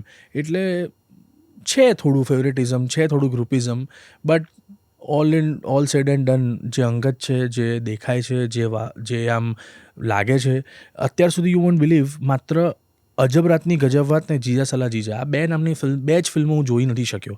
બાકી બધી જ ફિલ્મો થિયેટરમાં પ્રોપરલી 10 થી 15 લોકોને લઈને જોવા ગયો હોઉં, અને એમને મેં ફોન, મેસેજ, જવાબો આપ્યા હોય, આવું બન્યું છે. બરાબર. બાકી અને એ મારો સ્વભાવ છે કે ના યાર આપણા જ લોકો છે ને, પણ એકચ્યુઅલી છે આપણા લોકો એમ, એવો તમને પ્રશ્ન આપી દે એવા અનુભવો સામેથી ઘણા થયા છે. તમે તો નામ લઈને વાતો કરી છે આજે. ના, એટલે આ તો બધા ભાઈબંધો છે, જાણે છે, એટલે એ લોકો બી સમજશે કે હા યાર આવું થયું છે એમ નથી એમ. પણ આ ઇન્ડસ્ટ્રીમાં તો આ બહુ મોટી ચર્ચા થઈ જશે જ્યારે હું આ પોડકાસ્ટ અપલોડ કરીશ ત્યારે તો. ના, એટલે હું ઓલવેઝ એવું કહું છે ભાઈ કે તમારે જે કહેવું હોય એ તો તમારે કહેવાનું જ ને, એમાં કંઈ ખોટું નથી. પણ આ તો કેવું છે કે તમે યાર અંદરના માણસો જોડે ગ્રો થયેલા માણસોને જ કેમ વિચારવાનું એની આજુબાજુનું. હું તમને એક બહુ જ બીજો આવો એક કિસ્સો કહું કે એક વખત ફિલ્મ ક્લેશ થઈ હતી. ફિલ્મ હતી કમઠાણ અને ફિલ્મ હતી લગન special. At the time social media પર લખ્યું વૈશલભાઈએ કે યાર ફિલ્મ ક્લેશ થઈ છે, આ તો આમ છે, આ તો તેમ છે, આવું ન કરવું જોઈએ, ઇન્ડસ્ટ્રી માટે આમ છે તેમ છે. બધું ઓકે. પછી બીજા કોઈકની ફિલ્મ બીજા કોઈ સાથે ક્લેશ થઈ, તો મેં એમને ટેગ કરીને કીધું કે આ તમને નહીં દેખાયું, કેમ હું જ દેખાયો? ઉલટાનું યુ શુડ કોલ મી કે દોસ્ત ના કરશો, ટ્રાય કરજો ભાઈ, ના થાય તો આપણા જેટલો થઈ શકે એટલો પ્રયત્ન કરજો. તમે યાર ઉલટી રીતે આખી ગંગા વહાઈ. કટ ટુ શસ્ત્ર નામની ફિલ્મ અને મીઠડા મહેમાન ક્લેશ થઈ. At that time you also didn't speak about it. તો મને એવું થયું કે વૈશલભાઈ કંઈ પ્રોબ્લેમ છે તમને મારાથી? મને લાગે છે, મેં કીધું દોસ્ત પ્રોબ્લેમ 100% લાગે છે. તમે જોજો, એકવાર વિચારજો અંદર ખાને કે ના યાર એવું કંઈ નથી, એવું બધું એમણે મને કર્યું. પણ મને પછી અંદર ખાને એમ થયું કે હશે કંઈક યાર પ્રોબ્લેમ. તમે એમને એવું કીધું? મેં કીધું ને, 100% કીધું. એટલે હું કહું છું ને, હું આવો માણસ છું યાર. એટલે મને એમ થાય કે શું પ્રોબ્લેમ છે ભાઈ, શેર ઇટ, હું તો ક્લિયર કરી દઉં. યશ સોની અને જાનકી બોડીવાલા એ બંને જણાએ મને ઇન્સ્ટાગ્રામ પર અનફોલો કર્યા હતા અને હજી બી અનફોલોડ છે. એટલે મને એવું થયું, મેં કીધું કે ઓકે, તમે મને અનફોલો કર્યા છે, પછી તમે લગ્નમાં મસ્ત એન્જોય કર્યું, બધું જ સરસ, પણ તમે સોશિયલ મીડિયા પર આટલા એક્ટિવ છો, didn't you think about it કે તમે ફોલો કરવાનું રહી ગયું છે દોસ્ત એમ.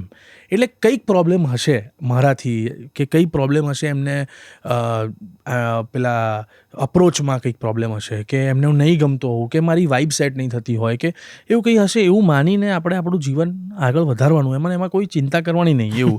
પણ આ તો જસ્ટ એક થોટ કે યાર. તમે એમને આ બધું યશને કે જાનકીને કીધું છે? ના, નથી કીધું. પણ જાનકીને કેવું થયું, કદાચ આ જોઈને એમને એવું નહીં થાય કે સીધું અમને કેમ એટલે ન કીધું, સીધું માધ્યમ પર જઈને કહેવાની ક્યાં બહુ જરૂર? બધી વખત મેં એમને ટેગ મેન્શન્સ કર્યા હોય, દેન ઓલ્સો યુ ડિડન્ટ સી, તો પછી તમને નહીં જ કરવા હોય તો જ કર્યા હશે. કારણ કે સોશિયલ મીડિયા પર તમે ખૂબ એક્ટિવ છો, તમારું ખૂબ બધા લાઇક્સ ને ફોલોવર છે, તમે એટલું તો જોઈ જ શકો કે કોને ફોલો કરે છે. લોકોનું જોઈ શકતા હોય તો પોતાનું તો જોઈ જ શકતા હોય. અને આઈ ફેલ્ટ કે કદાચ એ નથી જોવું અથવા નથી દેખાતું અથવા નથી લોકો સુધી પહોંચાડવું કે આવું છે તેવું. અને મારા મનમાં કોઈ કોલ્ડ વોર નથી ભાઈ. હું તો બહુ જ સિમ્પલ સાદો માણસ છું ને આઈ એન્જોય કંપની. મને તો કોઈ પ્રોબ્લેમ જ નથી. અને એવું કોઈ દિવસ કર્યું નથી કે હું કંઈક કરતો હોઉં મેં એમને ઇન્વાઇટ ના કર્યા હોય એવું. ઇવન મેં તો એવી રૂમર બી સાંભળી હતી, કદાચ સત્ય હોય તો ખબર નહીં, કે Janki doesn't want to work with Malhar. એટલે જાનકીને મલ્હાર સાથે કામ નથી કરવું. કોઈક ફિલ્મમાં મને ઓફર થઈ હોય અને પછી એને ઓફર થઈ હોય તો એને ના પાડી હોય, એવી રૂમર બી આવી છે. ને જો રૂમર હશે તો રૂમર રાખીએ, પણ એવું પછી તમને જેમ બને એમ સાચું પડતું જાય તો તમને સાચું લાગે કે હશે ભાઈ. શું લાગે છે તમે જે વાતો કરી રહ્યા છો, જે મિત્રોનો ઉલ્લેખ કરી રહ્યા છો, શું પ્રશ્ન હોઈ શકે એમને તમારી સાથે? I think they don't like કે વાઇબ ના આવતી હોય, એક સેટ ના થતું હોય, અને એમને એવું લાગતું હોય કે કદાચ હું એટલો સારો મિત્ર નથી જેટલો બીજા બધા છે. Might that can be possibility. અને મને બીજું તો કંઈ લાગી નથી રહ્યું. I don't know. એટલે તમે બહુ પ્રામાણિક સ્ટ્રેટ ફોરવર્ડ છો, એટલે કે કદાચ પોસિબલ કહેવા જે હું ઢાંકીને નથી કહેતા. ના, હું તો ફ્રન્ટ કહી દઉં છું. એટલે કદાચ એ પણ એક one of the approach can be there. એટલે કે ભાઈ જે છે આ જ છે એવું. મારે એ જાણવું છે કે તમે જલસો પોડકાસ્ટમાં આ વાત તો ખાસ કહેવા માટે આવ્યા છો? ના, એવું જરાય નથી. આ તો દુનિયાની બધી વાતો છે. મને ચિંતા એ થાય છે કે આ વાતો સાંભળીને તમારા મિત્રો વચ્ચે બનતા રહી જશે કે વધારે છૂટું થઈ જશે એવો ભય, એવો અંદેશો તમને લાગે છે? ના, એવા નથી એ લોકો સાવ, કે એ મળશે તો સરસ રીતે જ વાત કરશે, બધું સરસ જ, કે ટોપા જબરું બોલી નાખ્યું ત્યાં તો બધું આમ છે ને તેમ છે, આવા બધા લોકો જ છે. એટલે એવું અપ્રોચ રાખશે. પણ હા, હું એવું કહીશ કે સાચે ફીલ થાય છે એટલે કહેવાયું છે, બસ એ એમના મનમાં રહે કે આ જેન્યુઅનલી આઈ ફીલ અબાઉટ ધેમ, કે જેન્યુઅનલી આઈ ફીલ ગુડ કે when they grow, genuinely I feel happy જ્યારે એમની ફિલ્મ આવે, જેન્યુઅનલી આઈ ફીલ ગ્રેટ કે ફિલ્મ બહુ સરસ ચાલે. મને જરાય એમના વિશે નેગેટિવ નથી, જરાય એમની ફિલ્મ પડી જાય અથવા ન ચાલે એવો થોટ નથી, જરાય એવું નથી કે યાર આ ફિલ્મ જો ખરાબ છે તો મેં ફોન કરીને એવું કીધું બી છે. અને એવી જ રીતે ફિલ્મને વધાવીને વખાણી છે. એટલે માત્ર કામ જ જોવાની વાત હોય એવા રિલેશનમાં નથી રાખ્યા. જેન્યુઅનલી ઇનસિક્યોરિટી ફીલ થાય છે એમની ફિલ્મો કે એમની પ્રસ્તુતિઓ જોઈને? ના, કોઈ દિવસ ઇન્સિક્યોરિટી ફીલ નથી થતી. અને હું તો એમને એવું કહું છું કે જરાય ઇન્સિક્યોરિટી ફીલ કરવાની જરૂર જ નથી. It is just about the project. એક પ્રોજેક્ટથી જો ઇન્સિક્યોર થઈ જશો તો મતલબ જ નથી જીવન જીવવાનો. કારણ કે એ પ્રોડક્શન હાઉસીસ તરફથી કેટલીક સરસ મૂવીઝ આવી છે જેણે ગુજરાતી ફિલ્મોનું સ્તર એકદમ વધારી દીધું છે. 100%. અને એમનું પ્રમોશનની રીત કે ઇવન બીજા માત્ર એ લોકો શા માટે, બીજી પણ કેટલીક એવી મૂવીઝ પ્રોડક્શન હાઉસીસની આવી છે કે જેમાં કદાચ મલ્હાર નથી, કહાણી છે, કથા છે, કિરદાર છે, પ્રમોશન બહુ સુંદર રીતે થયું છે. ચબૂતરો કેટલી સુંદર ફિલ્મ હતી, સાયલેન્ટ કેટલી બધી લખાયું અને કેટલી બધી લોકોએ વખાણી. આ બધી ફિલ્મોમાં તમે નહોતા, કે કદાચ તમે એમની ચોઇસમાં પણ કદાચ હશો કે નહીં, મને ખાસ ખ્યાલ નથી. ત્યારે એવું થયું છે કે આવી ફિલ્મો મને કેમ ઓફર નથી થતી, અથવા તો આ ફિલ્મોમાં હું કેમ નથી, અથવા તો મારા સુધી કેમ નથી આવતી, આવું કંઈ થયું છે? 100% થયું છે ને. જેમ કે બ્રહ્મા મને જોઈને એવું થયું કે યાર એકાદો રોલ મળી ગયો તો મજા આવી ગઈ હોત એમ. એટલે એની રોલ લાઈક મિત્ર હોય કે અભિનયભાઈ હોય કે કોઈ બી રોલ, એ રોલ મળ્યો હોત તો મજા આવી હોત ત્યારે એવું. તો એવું ફીલ થાય 100%. But that doesn't mean I shouldn't promote the film. Correct. એટલે એ મારો અપ્રોચ નથી. મેં તો ઉલટાનો દિલથી વિડીયોઝ બધું 3-4-5 સ્ટોરી મૂકી લોકોને મોકલ્યા કે ભાઈ જુઓ આમ છે તેમ છે. ઘણી ફિલ્મો એવી છે કે જેમાં મને જોઈને એમ થાય કે કાશ આપણે આ ફિલ્મનો પાર્ટ હોત. એમાંની one of the film is Chabutro, one of the film is Bhram. પછી એક ફિલ્મ જેમાં હું નહોતો, દેટ વોઝ ફક્ત મહિલાઓ માટે. એ મને થયું કે યાર આ બહુ મસ્ત ફિલ્મ છે, મજા પડી જાય, આ ફિલ્મ મસ્ત રીતે આવી છે એમ. એવી ફિલ્મો છે. તો હું તો એ બાબતે એવો થઈ ગયો કે યાર કાશ મળી હોત તો મજા કરી હોત યાર એમ. પણ એવું નહીં કે આને આ રોલ આને અપાયા જ નહીં, આના માટે હું જ કેપેબલ છું. જરાય નહીં, નોટ એટ ઓલ. ને આઈ એમ નોટ દેટ ગાય કે I will not be happy to associate with the project એમ. હું ઘણી ફિલ્મમાં એમ જ એસોસિએટ થયું છું, એમ જ હેલ્પ માટે કે યાર ચલો આપણે તમને શું જોઈએ કાસ્ટિંગમાં ને, જો કાસ્ટિંગમાં આ 2-4 માણસો છે, આવા એક્ટર્સ છે, ચલો મ્યુઝિક માટે તો આપણે ચલો હું પાર્થભાઈને ફોન કરું તમારા માટે, હું મેહુલ સુરતીને વાત કરું એકવાર. આવું બધું મેં એવા અપ્રોચ રાખ્યા છે. અને એવી ખૂબ બધી ફિલ્મોમાં મેં એમ જ બેકએન્ડમાં કામ કર્યું અને મને એના ના કોઈ એની પેલી છે, ના કોઈ એનો પેલો છે કે બોસ જોયું અમારા કારણે એવું બધું જરાય એવા એટીટ્યૂડ કંઈ છે નહીં. બટ ઇટ્સ અ લાઈફ યાર. એટલે મને ઘણીવાર એવો વિચાર આવે કે આપણે સરસ રીતે ફિલ્મો મળતી જાય, તમને લાગતી વળગતી ફિલ્મો, તમને ગમે એવી ફિલ્મો. એટલે બ્રહ્મ ઓફર થઈ હોત તો ઓફકોર્સ હું કરત જ. એ સરસ જ ફિલ્મ છે, સરસ રીતે બનાવી જ છે. તો એવું થાય કે કાશ આપણે આ ફિલ્મનો પ્રોજેક્ટ હોત, બસ એટલું, કે આપણે પાર્ટ હોત એમ, પ્રોજેક્ટના પાર્ટ હોત, બસ એટલું જ. પણ દેટ ડઝન્ટ મીન કે પછી તો આટલી સુંદર ફિલ્મો તમારી સાથે ઉછરેલા વધેલા મિત્રોને મળે છે, એમને જોઈને અને સરસ લાગે પણ છે. પ્રેઝન્ટેશન્સ તમે જુઓ એ બધાના જુદા જુદા કિરદાર છે. 2 પ્રશ્નો, ઈર્ષા થાય છે તેમની? નહીં, જરાય નહીં, જરાય ઈર્ષા નથી થતી, 0 ઈર્ષા. ઉલટાનું I am happy that film is working અને જેમાં એનું કામ વખણાય છે. For example Mitra, right approach હું કહીશ કે મિત્રની આ ફિલ્મ એના માટે બહુ ડિફિકલ્ટ પ્રોજેક્ટ છે બ્રહ્મ, પણ એણે બહુ જ સરસ રીતે કર્યું, એણે બનાવી સરસ, એણે પરફોર્મ સરસ કર્યું. તો પછી તો you should be happy to be યાર એની જોડે યાર. આપણે તો એવું જ હોય છે ને, અને મને તો એવું હોય છે કે યાર એવું જ રાખવાનું. કોઈ તો પછી તમારા ભાઈબંધ તો કેવી રીતે થયા જો તમે એના વિશે એવું વિચારશો? એટલે ઈર્ષ્યામાં નથી થતી અને સાચે નથી થતી. ઓકે. અને બીજો પ્રશ્ન, તમારા માટે તમને એ પ્રશ્ન થાય છે કે હું અમુક પ્રકારના ચરિત્રો કે કિરદારોમાં ટાઈપકાસ્ટ થઈ ગયો છું, મારે આવા કંઈક જરા જુદા તરહના, જુદી રીતના, પદ્ધતિના કિરદારો કરવા છે, પણ હળી મળીને મને પેલા 2-5 રોલ્સ કે એવા શેડ્સ જ મળ્યા કરે છે, એવું ટાઈપકાસ્ટ થઈ ગયાનો અનુભવ કે એવો પ્રશ્ન થાય? એટલે ટાઈપકાસ્ટ થઈ ગયાના અનુભવમાં 2 વસ્તુ છે. એક એવું છે કે જ્યારે બેક ટુ બેક એવી ફિલ્મ્સ આવતી હોય, એવા કેરેક્ટર્સ આવતા હોય, તો એવું થાય કે હવે આ જ છે. પણ જ્યારે હું જ્યારે ફિલ્મ કરતો હું, મને ખબર છે કે પાછળ લોચા લપસી પણ આવવાની છે, પાછળ ઓલ ધ બેસ્ટ પંડ્યા બી આવવાની છે, જય માતા લેટ્સ રોક બી આવવાની, તો ભલે ટાઈપકાસ્ટ થતા આ પ્રોજેક્ટમાં વાંધો નહીં આવે કરીને. એટલે હું પાછળનું વિચારીને આગળ કામ કરતો હોઉં છું. એટલા માટે કરવું પડે છે, કારણ કે નહીં તો તમે સાવ થઈ જાઓ ટાઈપકાસ્ટ એમ. એટલે મારા માટે ઓલ ધ બેસ્ટ પંડ્યા કે જય માતા લેટ્સ રોક એ ટાઈપકાસ્ટ નથી અને ફિલ્મ ચાલેલી એવા અનુભવ થયા છે. અને એવી પહેલાંની ફિલ્મોની વાત કરું તો Shubhyatra was one of the film. Dhuandhar પણ જુદા પ્રકારની ફિલ્મ, ઇવન વેનીલા આઈસ્ક્રીમ કેટલી જુદી. એટલે એ બધા ફિલ્મો મને એવું થયું હતું કે જેટલી આ બંને ફિલ્મો ચાલી છે એટલી ચાલી હોત ને તો એ ટાઈપકાસ્ટ વાળી ફીલ થોડી ઓછી આવત. પણ વેનીલા આઈસ્ક્રીમ તો આપણે વચ્ચે વેનીલા આઈસ્ક્રીમનો તમે ઉલ્લેખ કર્યો, ભલે પ્રમોટ ન કરી, પણ ફિલ્મ પોતાની રીતે સરસ ચાલી ગઈ અને સરસ ફિલ્મ હતી. મને લાગે છે તમારી કેટલીક શ્રેષ્ઠ ફિલ્મોમાંની એક vanilla ice cream. I take that pride કે હું આ ફિલ્મનો પાર્ટ છું, અને હું ડિરેક્ટરને પણ કહેતો હોઉં છું. મેં નાનખટાઈ એની ફિલ્મ પ્રીતની શરૂ થઈ તો મેં ઓલ ધ બેસ્ટ કીધેલું ફોન કરીને. મેં કીધું ક્યાં બાત હે, ઇટ ઇઝ ગ્રેટ દેટ તમે બીજી ફિલ્મ સરસ મજાની લઈને આવી રહ્યા છો, આમ છે તેમ છે. વચ્ચે એક એમની ફિલ્મ હતી, પણ આ ફિલ્મની વાત કરું તો મેં એમને ફોન કરીને કીધું હતું ને, હી વોઝ હેપી કે ક્યાં વાત હે, ચલો ફોન આવ્યો, મજા આવી. એટલે બધું આવું છે. હું તો એમ જ પેલા ફ્રેન્ડના સેટ પર વેટ પર જોઉં ને બધું મજા આવે. એવું લાગે છે કે લોકો પણ તમને કદાચ આ રીતે જોવા થોડા વધારે માંગે છે, ટેવાયેલા છે. એમની ઈચ્છા છે કે મલ્હાર બહુ ગંભીર ન થાય, એ આવે અમારી જિંદગીમાં, એ 2 કલાક પૂરતો અમને હસાવે, થોડી હળવાશથી વાત કરે, અને બીજું બધું બહુ ગંભીર અમે બીજે જોઈ લઈશું. અમે જો મલ્હારને જોવા ગયા છીએ તો અમારે સ્માઇલ આવવી જોઈએ. આવું 100% છે. જ્યારે ઓલ ધ બેસ્ટ પંડ્યાની સ્ક્રિપ્ટ લખાતી હતી ત્યારે નિકિતા, અદિતિ ને પાર્થ વેર રાઇટિંગ ધ ફિલ્મ.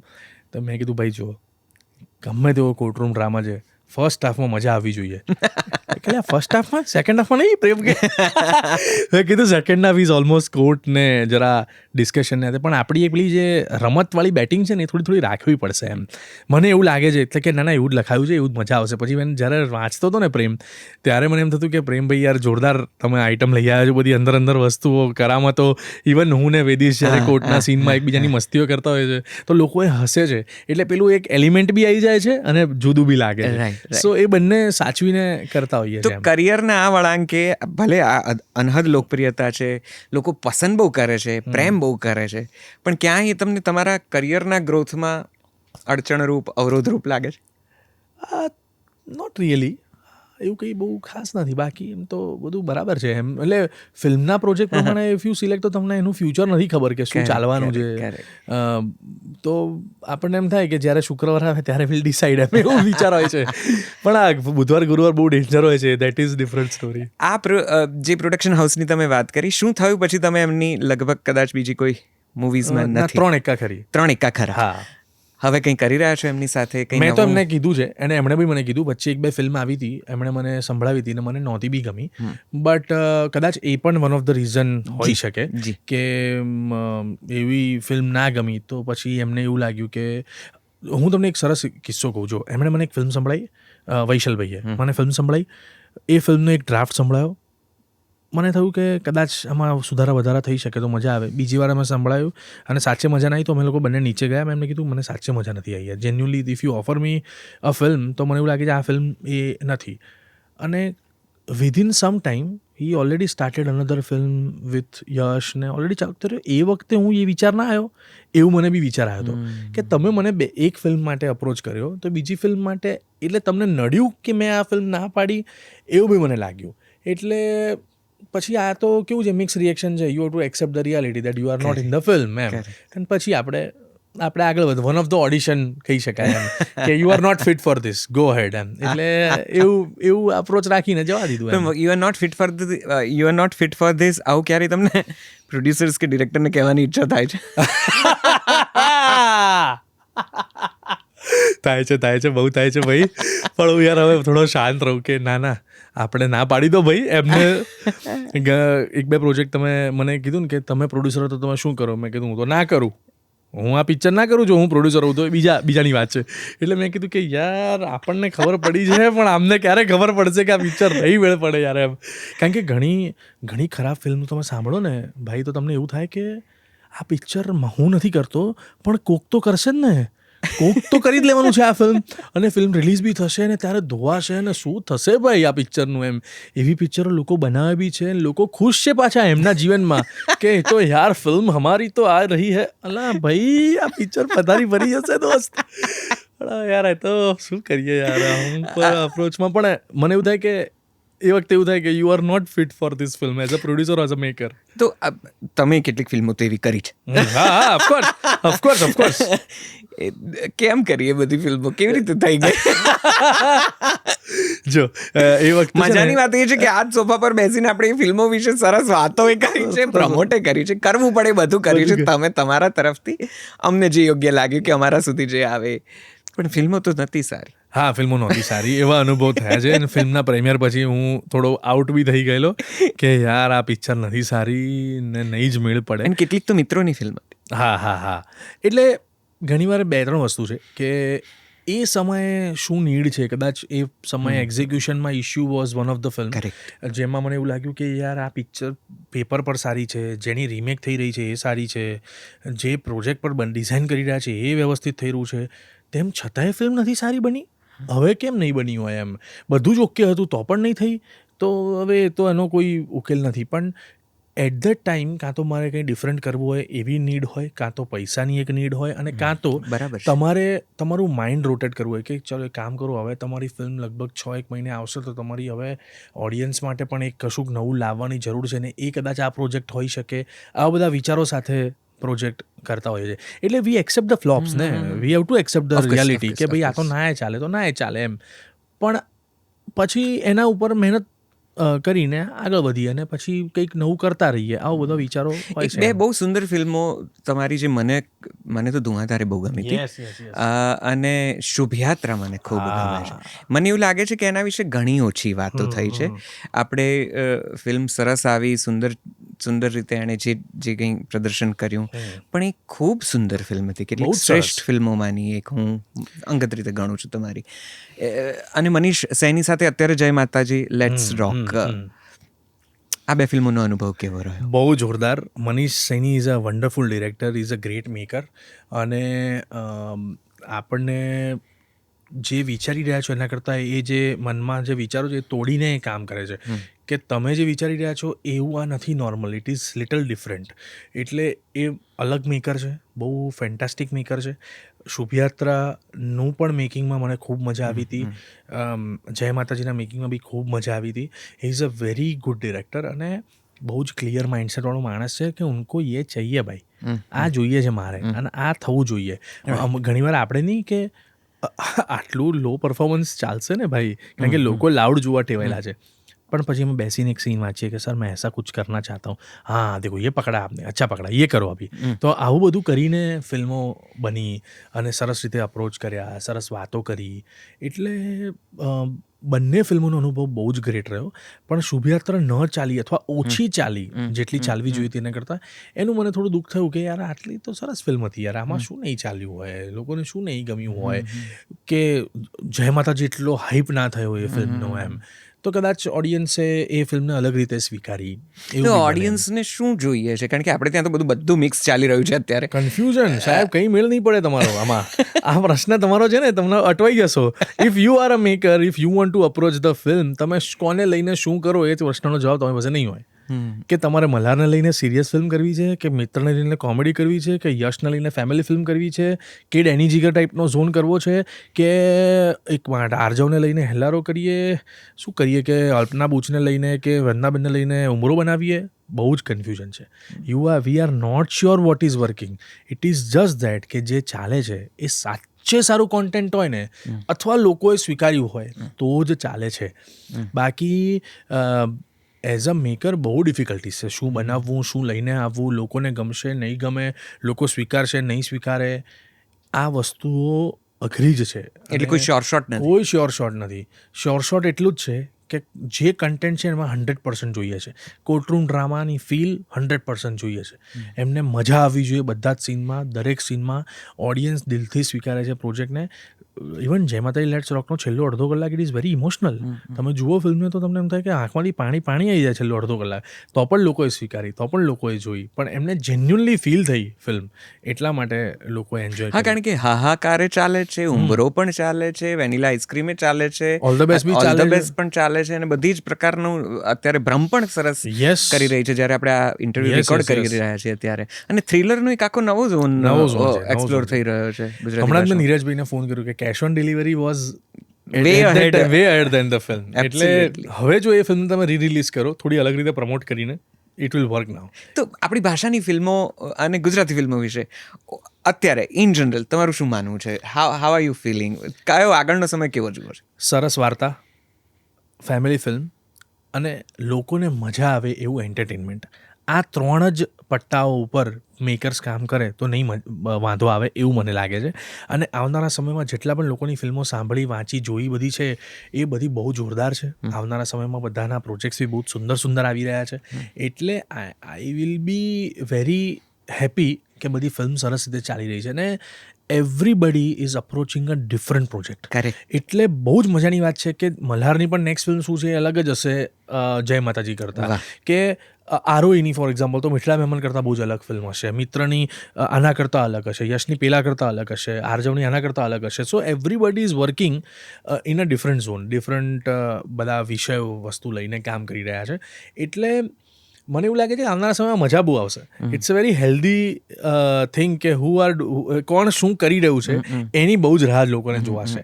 કે અચ્છા મલ્હાર આવ્યો તો આ પિક્ચર આવી, પેલો આવ્યો તો આ પિક્ચર આવી. એટલે લોકો પણ 100% સ્વીકારે છે. અને હમણાં હિન્દી ફિલ્મોનું માર્કેટ નથી ચાલી રહ્યું, એનો એક બેનિફિટ ગુજરાતી ફિલ્મોને ઘણો મળી રહ્યો છે in terms of taking shows. લોકોને શો આવવા, લોકો શો ટકાવવા અને લોકો સુધી ફિલ્મને પહોંચાડવી. એમાં જે એક અપ્રોચ આવ્યો છે, ઇવન 99 રૂપીઝવાળી એક સ્કીમ જે ડિસ્ટ્રીબ્યુટર અને પ્રોડ્યુસર નક્કી કરીને આવે છે, એમાં પણ ફિલ્મનો બહુ જ સરસ રિસ્પોન્સ હોય છે.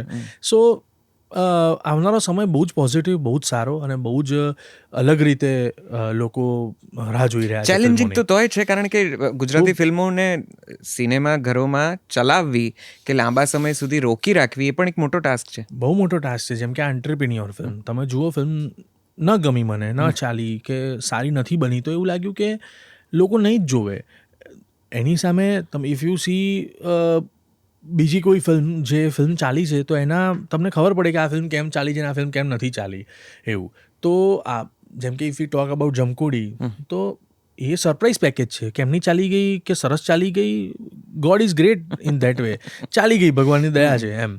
તો ને એ ફિલ્મ પણ ચાલવી, જય માતાજી પણ ચાલવી, ભ્રમ પણ ચાલવી. હવે ત્રણેયના વિષય વસ્તુ એટલા બધા અલગ છે કે જોડે કશું જ મેચ નથી થતું. પણ આપણને કોઈ ટોપ 10 ફિલ્મ પૂછે તો આપણને એવું લાગે કે હા 3 Idiots બી આપણને ગમી હતી, મુન્નાભાઈ બી ગમી હતી યાર, ના પેલી સિલસિલા બી ગમી હતી યાર. એટલે બધું એવું છે. ઓડિયન્સ સ્વીકારી રહી છે વિષય વસ્તુઓને, ઓડિયન્સ સ્વીકારી રહી છે એ ભાષાને, અથવા એવી વાર્તાઓ જે વાર્તાઓ એમની આજુબાજુમાં ઘટતી હોય કે આમ જોયેલી લાગે કે ક્યાંક સાંભળેલી લાગે તો કનેક્ટ બહુ સોલિડ છે લોકોનો. લોકો પકડી લે છે કે શું ચાલે છે. જેમ કે all the best Pandya was the film, જ્યારે લોકો એવું હતું કે અમારા ઘરમાં પપ્પા અને દીકરો વાત નહીં કરતા યાર, તમારે તો જબરજસ્ત યાર, તમે તો બાકી લાયા તમે લાયા. આ કેચ હતો, આ કેચ હતો. હવે આપણને એ સમય એવું હતું કે એલા કોર્ટરૂમ આટલું બધું લડ્યો, એ કેચ પકડાય નહીં તમને. જ્યારે ઇફ યુ સી સેકન્ડ હાફમાં ફાધર ઇઝ ઇન હોસ્પિટલ અને વી ફાઇટ અબાઉટ હિમ, એ ના દેખાયું. પણ દેખાયું શું, તમે મારા પપ્પા દીકરા આવું જ છે યાર, અમારા છોકરે આવું જ છે કે. એટલે આપણને એમ થાય કે ઓકે ઓડિયન્સે આ પકડ્યું છે, તમે ભલે તમારું કોર્ટરૂમ પકડ્યું છે. સો ઇટ્સ દેટ કે લોકો પકડી લે છે. એન્ટરટેનમેન્ટ વશ આપણને એમ થાય કે ભાઈ જોજો લે છોકરીઓ બિચારી ભસ્માન આવી જાય, એવું લોકો કેવું આમ એવો સેટબેક આવી જાય આપણી બહેનો વાઈફને ને બધાને જોઈએ. તો એ જે ફીલ છે ને એ ઓડિયન્સ પકડી લે છે. એટલે એ લોકો એન્જોય બહુ કરે છે આ ફીલ. એટલે I think that catch needs two B understood કે કઈ રીતે કંઈક એવું કરીએ કે લોકોને કનેક્ટ સીધો ફીલ થાય. તો આ ફિલ્મો કરવી હતી મલ્હાર, એવું નક્કી હતું નાનપણથી કે આપણે કરવું તો એક્ટિંગ જ છે, કે આપણે એક્ટર બનવું છે, કે પછી આ મને ફિલ્મો કરતાં સ્ટેજ વધારે ગમતું હતું. એટલે મેં જેટલી ભાષાના નાટકો જોયા છે એટલે આઈ એમ શ્યોર કે એટલા અમદાવાદમાં લગભગ કોઈએ નહીં જોયા હોય. All the languages, all the countries, જેટલા કન્ટ્રી ફર્યો ત્યાં હું થિયેટર પ્લે જોઈને આવું છું. અને એવું મેં કર્યું છે. એટલે મારા માટે સ્ટેજ વોઝ અ થિંગ, કે સ્ટેજ પર કામ કરવું છે, સરસ પ્લેસ કરવા છે. અને મને કોઈ જ શોખ નથી પર્સનલ લેવલ પર. હું 100 રૂપિયામાં એ દુનિયા ફરી શકું છું અને 10 લાખમાં ફરી શકું છું, એવો માણસ છું પર્સનલી. એટલે પેલું પૈસા આવવા અથવા luxury was not my case, કે ભાઈ આજે આમાંથી આટલા લઈ લઉં, આટલા કમાઈ લઉં. ના, એવું જરાય નહોતું. મને એટલું હતું કે સ્ટેજમાંથી જેમ જેમ કમાતા જઈએ એમ આગળ વધતા જઈશું. સો માય થિંગ વોઝ થિયેટર, નાટકો, સ્ટેજ શોઝ, ઇવેન્ટ્સ અને સ્ટેજ પર થતી ઘટનાઓ જોડે મારે જોડાયેલા રહેવું હતું. અને ગોડ ઇઝ ક્રિએટેડ છેલ્લો દિવસ કે ભાઈ એક કામ કરો, તે નાટકો કર્યા છે 10 વર્ષ, હવે આ બાજુ આય, હવે ફિલ્મ કર. અને પછી એમાં મેં પ્રોડક્શન હાઉસ કર્યું ને એમાં મેં ફિલ્મ્સ કરી ને આવું બધું. સો એવું વિચાર્યું નહોતું, પણ હા આની આજુબાજુ રહેવું છે એવું 100% વિચાર્યું. કુંડળી, કારણ કે તમે તો બ્રાહ્મણ પરિવારમાંથી છો એટલે કુંડળી જોઈ હશે, જોવડાઈ હશે. જ્યારે નાટકો નહોતા ચાલે ત્યારે ખાસ કે આ લાઈન બરાબર છે કે દુકાન ખોલીએ કરિયાણાની. તો ત્યારે કોઈએ કીધું હતું કે ભાઈ તમારા ગ્રહો તો બધા કંઈક અદ્ભુત છે, કંઈક જોરદાર થશે, થોડો સમય ખમી ખાઓ, આવું કુંડળી જોઈતી એસ્ટ્રોલોજર એને એવું કીધેલું કે તમે આ ફિલ્ડમાંથી તો કંઈ કરવાના જ છો, અને બીજું તમને ગવર્મેન્ટ નોકરી મળે, બધું ના મળે ને ભાઈ, કોઈ દિવસ ના મળે. મને ગવર્મેન્ટ નોકરી ભલે કોઈ દિવસ નહીં મળે, કારણ કે એવું એટલું મારું ગ્રેટ લેવલનું તમારું એકેડેમિક્સ નથી. એટલે મેં મારી ગ્રેજ્યુએશન સુધી સરસ ભણ્યો છું હું બસ. અને એટલે એવું બસ આ બે જ વસ્તુ હતી કે તમે આવી રીતે કરો ને તમારું જીવન મીડિયાની આજુબાજુ જ રહેશે, કે જ્યાં તમે કોઈ એવો જ્યોતિષ તમને મળ્યો તો જાણે કીધું કે તમારું ભવ્ય છે કરિયર અને તમારી કુંડળી કંઈક જોરદાર છે, તમે કંઈક ગુજરાતને ઘેલું લગાડશો, કે આવું કંઈક આમ ભવ્ય સફળતા છે આ ફિલ્મોની, આવું કોઈએ ક્યારે પ્રિડિક્ટ કર્યું? હા, એટલે થોડું એવું કરેલું કે તમને માન્યું નહીં એવો તમને સક્સેસ મળશે, તમને માન્યું નહીં એવો તમારો ચામ હશે, એવી ફેમ હશે.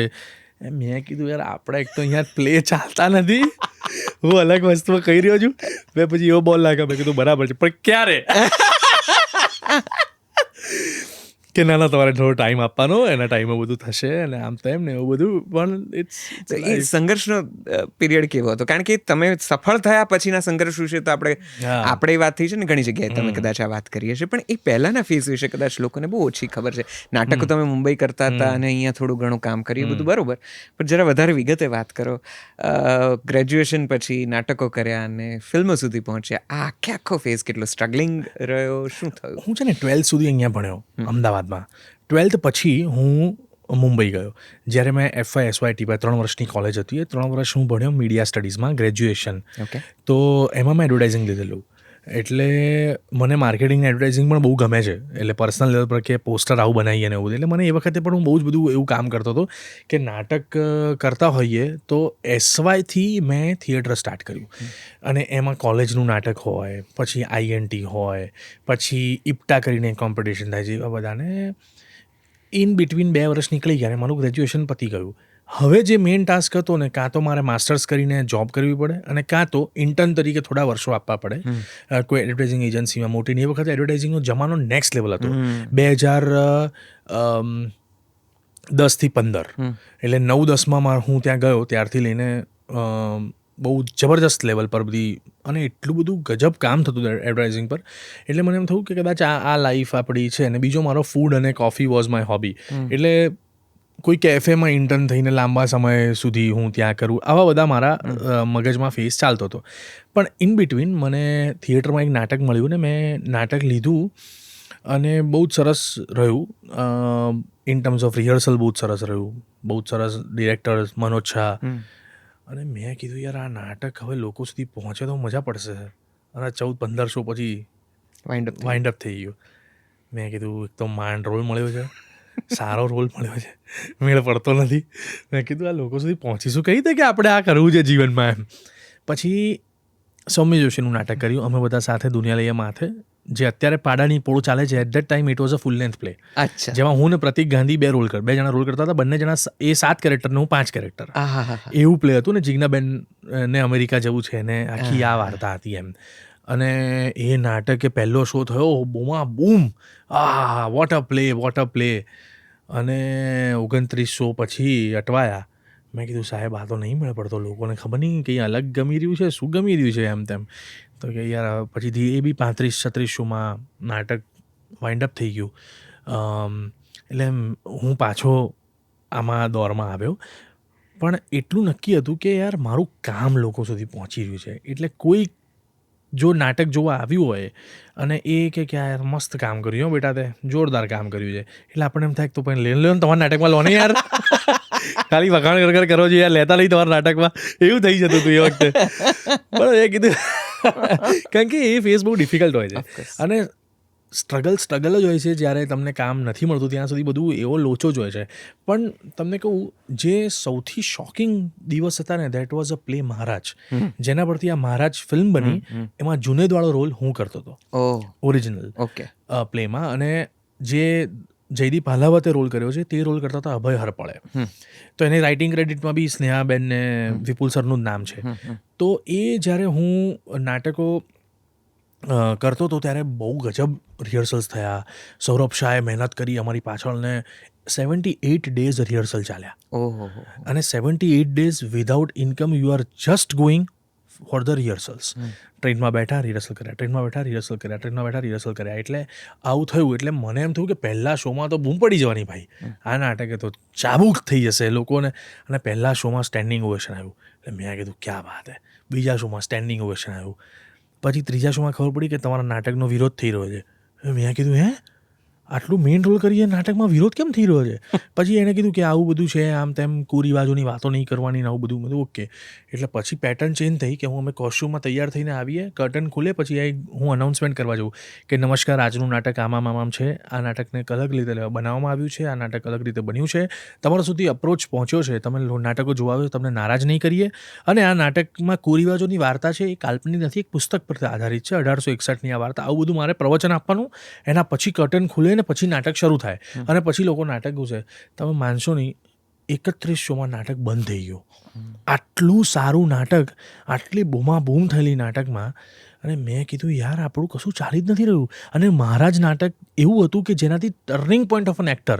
તમે એવું પ્લે, બધાના રોલ એકદમ સ્ટ્રોંગ, જબરજસ્ત પરફોર્મન્સ, 70-80 દિવસના રિહર્સલ. એટલે નાટક કેવું આમ ધડા થઈ ગયું હોય એમ. અને પછી આપણને એમ થાય કે બોસ યાર આ નાટક નહીં ચાલે. અને નાટક પછી વખણાયું તોય ના ચાલ્યું. એટલે એ ટાઈમ બહુ જ તમારો આમ તેમ રહ્યો કે સાલું યાર આટલી મહેનત કરીએ કંઈ ચાલી જ નથી રહ્યું. અને હું તૂટી ગયો હતો અંદરથી કે આપણી આ લાઈન નથી. તમે ખોટી લાઈનમાં છો અને તમને એવી ફીલ આવે કે સાલું આટલી મહેનત કરો છો, લોકો સુધી પહોંચતું નથી. અને પછી અગેન સંજય ગુરડિયાએ નાટકમાં લીધો અને પછી નાટકના શો ચાલ્યા. પણ એ જે સ્ટ્રગલનો ફેઝ ગયો ને 3.5-4 વર્ષ તો બહુ ક્રેઝી, કે કોલેજ પતાવો તમે ત્યાં જાઓ, આ કરો તે કરો, ટીવાય પતી ગયું, હવે આમ નાટક ચાલશે, હવે આ ચાલશે. કોઈ ફેઝ નહીં, એક જગ્યાએ ઓડિશનો ક્લિક ના થાય, જે જગ્યાએ ઓડિશન ક્લિક થાય સિરિયલો બંધ થઈ જાય, ચેનલો તમને લોક કરી નાખે, બધા લુક ટેસ્ટ. એ વખતે તો મોક શૂટ પાછું બહુ ચર્ચામાં હતું. એટલે એક એપિસોડ તમારી જોડે શૂટ થાય, પાયલટ એપિસોડ જેવું, એ થઈ ગયું, એ સબમિટ થઈ ગયું, બહુ વખાણાયા, મેલ આવી ગયા, કોન્ટ્રાક્ટ થઈ ગયા, ના થયું.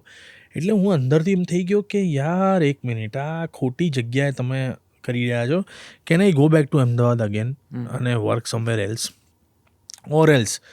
જે દિવસે મારું ઘર ગયું ને મારા હાથમાંથી ત્યાં બોમ્બેમાં, એ વખતે એવું થયું કે આજે મને ફોન આવે છે કે કાલ તમારે ઘર ખાલી કરવાનું છે. હું સામાન લઈને ઘરે નીચે આવી ગયો.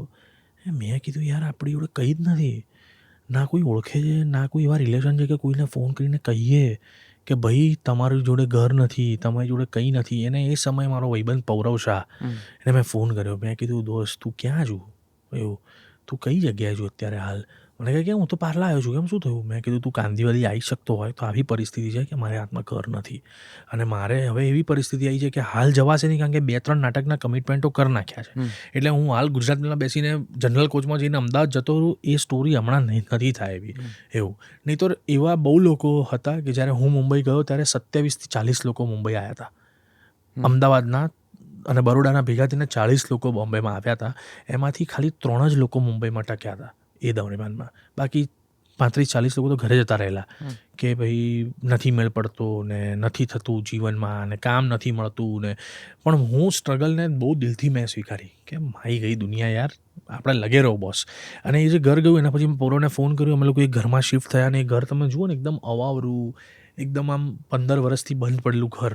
એ લોકો બી નહોતા આવતા એ ઘરમાં. ને એ ઘરમાં આપણી જગ્યા થઈ શકે એટલું જ સાફસૂફ કરી, ટોયલેટ ક્લીન કર્યા અને 15 દિવસ ત્યાં હું રહ્યો એકલો. અને મેં પોરોને કીધું કે ભાઈ થેન્ક યુ વેરી મચ, આ 15 દિવસે મને બહુ જીવનના બીજા 10 વર્ષ જીવાડી દેશે એમ, કારણ કે નહીં તો મેળ નહીં પડે. અને દરમિયાનમાં સ્ટ્રગલ ચાલતી રહી, નાટકો કર્યા, નોટ હેપી જે ચાલી રહ્યું હતું એનાથી, કામ ખરાબ થઈ રહ્યા હતા. એટલે તોડી બહુ નાખ્યો મને અને એટલો મજબૂત બી થયો કે હવે તો કંઈ બી લડી લઈશું એમ. એટલે સ્ટ્રગલનો જે ટાઈમ હતો ને એ થોડો ડિફિકલ્ટ ગયો ઇન ટર્મ્સ ઓફ લોકોને નાટકો દેખાતા હશે, લોકોને મહેનત દેખાતી હશે, બધું બરાબર, પણ એ ન ચાલ્યાનું દુઃખ છે ને એ સાલું બહુ કોરી ખાય. બરાબર કે સાલું કંઈ નથી ચાલતું યાર, આપણે આટલી મહેનત કરીએ છીએ નથી કરતો. પણ મુંબઈ છે એટલે તમને એક પેલું ઇન્જેક્શન આપી દે કે બોસ તેલ લેવા ગયું નવું કંઈક એમ કરીને. તો ઇટ હેલ્પ મી ગ્રોઈંગ. અને પછી પાછા અમદાવાદ આવ્યા પછી શું કર્યું? પાછો અમદાવાદ આવ્યો તો ત્યારે એવું નક્કી કર્યું હતું કે પાછા મુંબઈ તો જવું જ પડશે. એટલે જ્યારે છેલ્લો દિવસના ઓડિશન થયા તે વખતે હું અહીંયા નાટકના શો કરવા આવેલો. અને એ જે નાટકના 3-4 વર્ષ હતા ને એ બહુ સારા હતા, કે જે એ નાટકના 100-150 શો થાય એવું નાટક કરતો હતો. એ વખતે નાટકમાં બહુ મજા આવી ગઈ હતી કે સંજય ગુરડિયા જોડે પ્લે કરવા મળે છે, પદ્મારાણી જોડે નાટક કરવા મળે છે, પછી નાટકમાં મહારાજ મળે છે, પછી પારકાતોય પોતાના લીડ નાટક મળે છે, બધું સટાસટ મસ્ત બેટિંગ સેટ થઈ ગઈ હતી એમ. અને પછી આવી ફિલ્મ, મેં કીધું યાર આ તો પાછું આ છોડીને પાછા અમદાવાદ જતા રહેવાનું છે મારે એવું. પણ ઓફકોર્સ ઓડિશન થયા, ઓડિશન ક્રેક થયા. કેડી સરને બી ગમ્યું, વૈશલભાઈને બી ગમ્યું, ઇવન આપણા અભિષેકભાઈને બી બહુ જ સરસ રીતે ગમ્યું. અને પછી એ વર્ષ હું છેલ્લો દિવસ કોને એવું ક્લિક થયું that you can play a lead role or one of the leads? Vipul Mehta એ સમયે નાટકમાં એમણે અમે બધા સાથે દુનિયાની માથે નાટક જોયું હતું. અને મને કહે કે તું શું કરે છે હમણાં એવું? મેં કીધું કે સર હમણાં હું આ તો નાટક ચાલી રહ્યું છે. હા એટલે એ તો ચાલતું જ હશે, પણ જો કદાચ એ ન ચાલે તો? મેં કીધું સર હજી 15-17 શો થયા છે. અરે હું ન ચાલે તોની વાત કરું છું મલ્હાર એવું. મેં કીધું ઓકે સર. તો કે હું એક પ્લે કરી રહ્યો છું, પદ્મારાણી ના જોડે એક પ્લે કરી રહ્યો છું, એમાં છે તું અમદાવાદ છે તું હમણાં? મેં કીધું હા. સંજય ગુરડિયા ત્યાં જ છે તો તું મળી આવ ને જરા એમ. ઓકે. એટલે હું સંજય ગુરડિયાને મળવા ગયો. સર આવા નાટકની વાત છે. હા એ મને કીધું વિપુલે તું સારું કરે છે. ઓકે બીજું? મેં કીધું સર એકચ્યુઅલી તમારા નાટકમાં હા પદ્માબેન સરસ સરસ એમણે કહ્યું કે પદ્માબેનના નાટકમાં લેવાનો છે તને એવી વાત છે ને. હા, હું વિપુલ જોડે વાત કરું છું એમ કરીને એમણે વિપુલ સરને ત્યાં ફોન કર્યો અને કહે કે તો ભાઈ તું મને કે ને મલ્હારને મારે મળવાનું છે, તું મને કે. મેં કીધું સર તો મારી સામે જ મારી સામે જ. મેં કીધું ભાઈ, મેં કીધું સર એમણે કે હા એ હું પેલા સર કે હું તને કહેવાનો હતો, તમને કહેવાનો હતો. સંજય વિરોડીએ કે તરત તે મને કીધું નહીં. આવું બધું ચાલતું હતું ત્યાં. અને પછી ત્યાં એમણે મને જોયું હતું કે આને નાટકમાં ને પછી બહુ જ પેરેલલ લીડ રોલ મને આપ્યો પદ્માબેનના દીકરા તરીકેનો રોલ. અને ત્યારથી સંજય ગરોડા જોડે મેં બેક ટુ બેક 4 નાટકો કર્યા. અને સંજય ગરોડાને એવું હતું કે જો સિરિયલ હશે ને તો હું નહીં જવા દઉં. સંજય ગરોડે મને મારી વાઈફ મેરી કોમ નાટક કરતા ત્યારે એવું કીધું જો તું સિરિયલ કરતો હોઈશ તો હું તને નહીં જવા દઉં. એ નહીં, એના કરતાં નાટક બેટર છે. પણ જો તું ફિલ્મમાં જઈ રહ્યો છે તો I am happy to send you. હું તારું રિપ્લેસમેન્ટ કરીશ, તું ચિંતા ના કરતો એમ. અને સંજય ગરોડે મને હિંમત આપી કે તું ચિંતા ના કરતો. મેં તું સર મને એક ફિલ્મ ઓફર થઈ છે, ફિલ્મ છે ને વાંધો નહીં તું જા હું કરી લઈશ એવું. મેં તું સર પણ એટલે આપણું નાટકના શો બાકી છે, આમ છે તેમ છે. હા હા એ બાકી છે વાંધો નહીં, હું વાત કરું છું પછી તને કરું છું. કરી જા જા વાંધો નહીં એમ કરીને મેં અહીંયા ઓડિશન ચાલ્યા અને અહીંયા મારી વાઈફ મેરી કોમના શો કરું. અને Sanjay Gordiya has given me a great signal કે તું બિંદાસ જા, ફિલ્મ કરે છે ને તું જા. એટલે એ ઓલવેઝ એની ક્રેડિટ લે કે મલ્હાર મારી સામે ઊભો થયો છે અને આઈ એમ હેપી કે એવું એક દિલથી કહે છે. કારણ કે એમના જોડે 4 નાટકો કર્યા બેક ટુ બેક પ્રોડક્શન હાઉસમાં એમના. અને એમની સામે જ ઓડિશન થયું, એમની સામે જ એમના જ જોડેથી હું નીકળીને ફિલ્મમાં ગયો.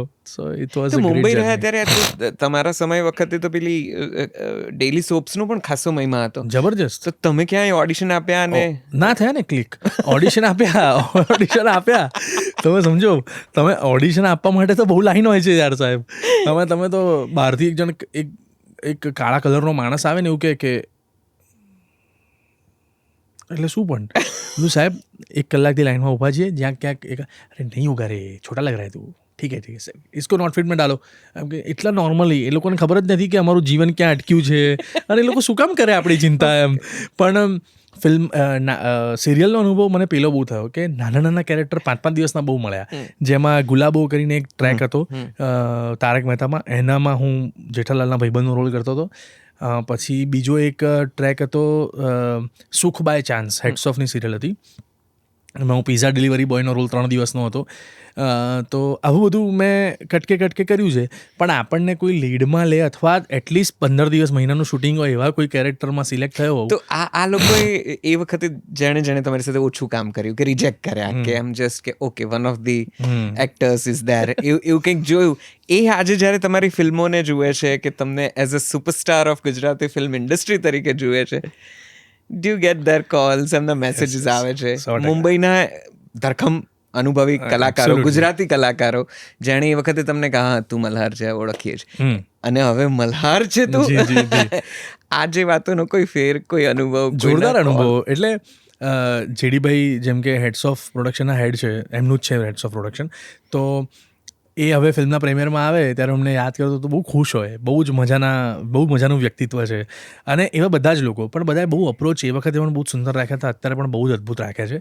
અને હવેનો ફેસ કેવો થયો છે કે પહેલાં હું સિરિયલમાં ઓડિશન આપવા જતો હતો અને અત્યારે હું કંઈક લઈને જાઉં કે એમને કહું કે મારે સિરિયલ કરવી છે તો મને ઇમિડિયેટ કામ મળી જાય અને બહુ જ સારા લેવલનું કામ મળે. એવો એમનો સ્ટેન્ડ થઈ ગયો છે કે તારે જે પણ કરવું હોય ને તું બિંદાસ કહેજે, આપણે કંઈક કરીશું એમ.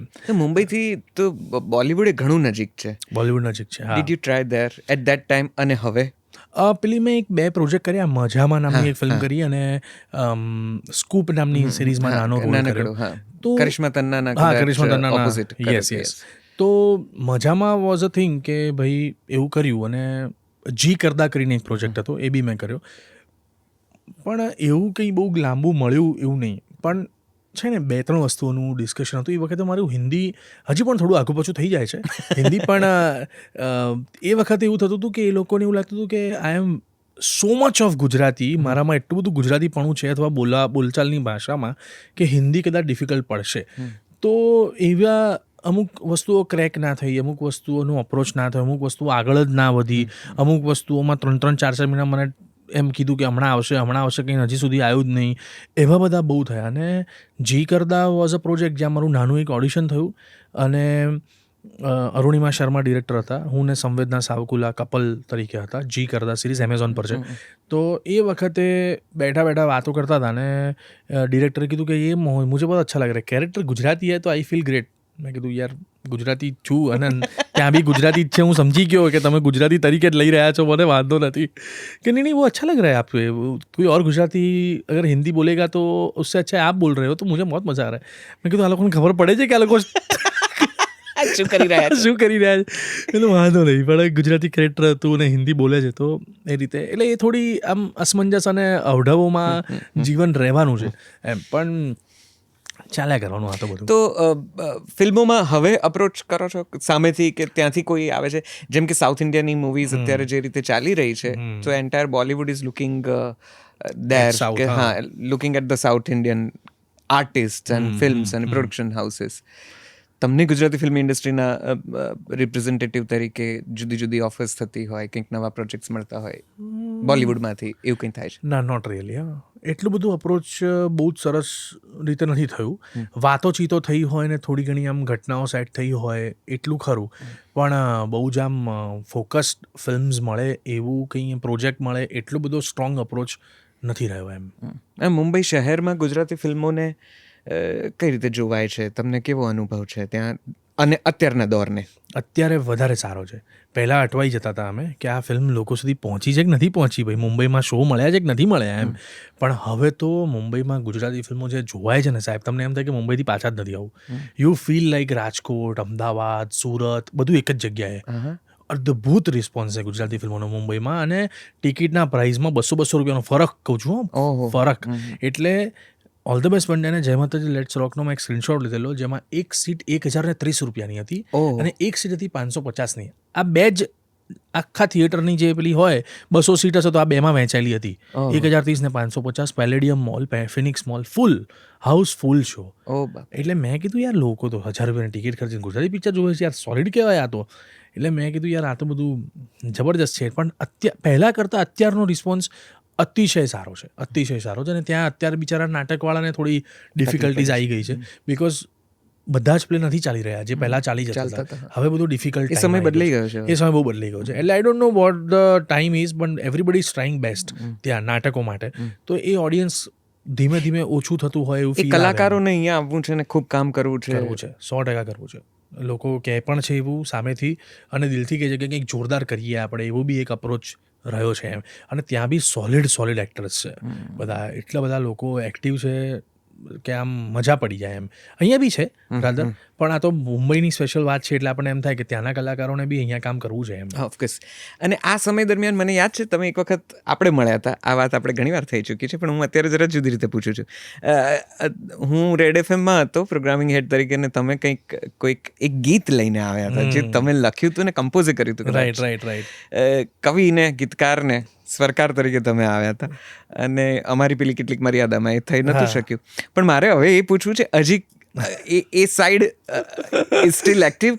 હવે લખો છો કંઈક ગીતો કે સ્વરાંકનો કે સ્વરબદ્ધ કરો છો, કવિતા કરો છો? બહુ ઓછું થઈ ગયું છે, એટલે બહુ ભાગ્યે જ આમ કોઈક વાર હવે તો ખીલે છે.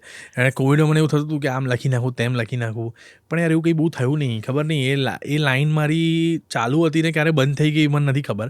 પણ કોઈક વાર વિચાર આવે તો કોઈક વાર ટાંકી દઈએ, પણ પછી ખબર પડે કે ના પહેલાં જેટલું સારું નથી, એના કરતાં ના કે એટલે જજમેન્ટ આવી ગયું છે હવે કે આમાં નહીં મજા આવે અથવા આમાં મજા આવશે એવું.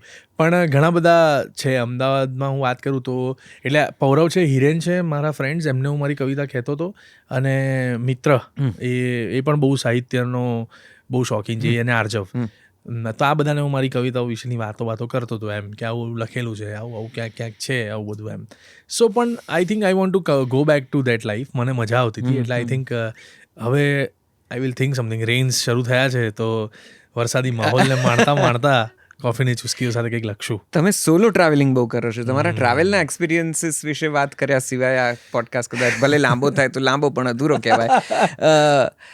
સોલો ટ્રાવેલિંગ તમારો બહુ મનપસંદ વિષય છે ને, કોફી ઓફકોર્સ. જી. તો એના વિશે કંઈક કહો. કેટલી દુનિયા ફર્યા, ક્યાં જઈ આવ્યા? એમ્સ્ટરડેમ, પેરિસ, જીનેવા, કોર્સિકા, નાઇરોબી, દુબઈ, પછી યુએસમાં 6 વાર, ઓસ્ટ્રેલિયા 5 વાર. ઓહો. પછી અને બધે સોલો મેજરલી. આજ પહેલું હનીમૂન જ કોકની જોડે ગયું એમ, બાકી તો સોલો જ ગયો છું. અને મને બહુ જ મજા આવે છે એવું. એટલે મને ચાલવાનો બી એટલો શોખ છે. હું નોર્મલ પેલી મેટ્રોવાળો જે ત્યાંને જે પબ્લિક ટ્રાન્સપોર્ટ હોય એ જ યુઝ કરીને હું જઉં છું. એટલે જે લોકો ફરે છે ને એવી રીતે હું આમ સિનિક અહીંયા સનસેટ એવું બધું નથી. ગમે ત્યાંથી હું ગમે તે વસ્તુઓ શોધી નાખું. અને મને રોજ સવારે સાંજે આમ શોધું એરિયા વોક આ તે બધું.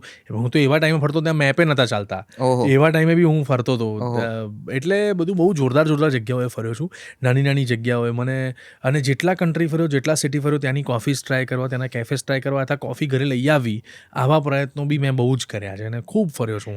પણ સોલો ટ્રાવેલ મને બહુ જ હિંમત આપે છે, બહુ જ એનર્જી આપે છે. અને આઈ ફીલ કે ઇન્ડિયા બી હું એટલું જ ફર્યો છું અને એટલું ગયો છું અને બધું બજેટમાં કરું છું ને, એ સૌથી મોટો બેનિફિટ છે. શીખવાડવા જેવું છે તમારે. એક આ જુદો પોડકાસ્ટ કરીએ તમારી ટ્રાવેલિંગ વિશેનો, કે આમાં કેટલા રૂપિયામાં કેટલી જગ્યાએ જવાય. તાજ તો મેં હમણાં જોઈ ભાઈ. પહેલા તો અમે હોસ્ટેલો ને કેમ્પ ને બધું એવું બધું તો આખું એકમાં 15 લોકો રહેતા હોય ને એવું બધું. એટલે દરેક જગ્યાએ તમને આમ બધી વોશરૂમ જરા મને તમે યાર બહાર ના આવશો ઘરની, એવું પોતાની દુનિયા અને પોતાના બધું ના હોય. ઇરેગ્યુલરિટી હોય ને માણસ તો જ એટલે પંચ્યુઅલ હોવો જોઈએ. પણ ઇરેગ્યુલર લાઈફસ્ટાઈલ હોય ને થોડી, તો જ ટ્રાવેલિંગની મજા છે. આજે 10 વાગે ઉઠ્યા, તમે કોઈ ખાટલા પર ઊંઘ્યા છો કોઈ બિહારના ગામમાં, અને 10 વાગે ઉઠો તો એનામાં ના હોય 6 વાગે ઉઠીને ગરમ પાણી જરા જોઈશે. અરે ભાઈ ના હોય એવું દોસ્ત, એવું બધું નથી. એન્જોય, બહાર આવ્યા છો ફરો, જલસા કરો. દુનિયાની સૌથી સરસ જગ્યા તમે ફરેલા દેશોમાં કઈ તમને લાગી? મેલબર્ન. આજે પણ નૈશદ પૂર્ણી મને 5 કરોડ આપે તો હું જતો રહું. આ ડાયલોગ ઊંધો ના આવવો જોઈએ. મલ્હાર ઠાકર મને 5 કરોડ આવે તો હું હમણાં જાઉં.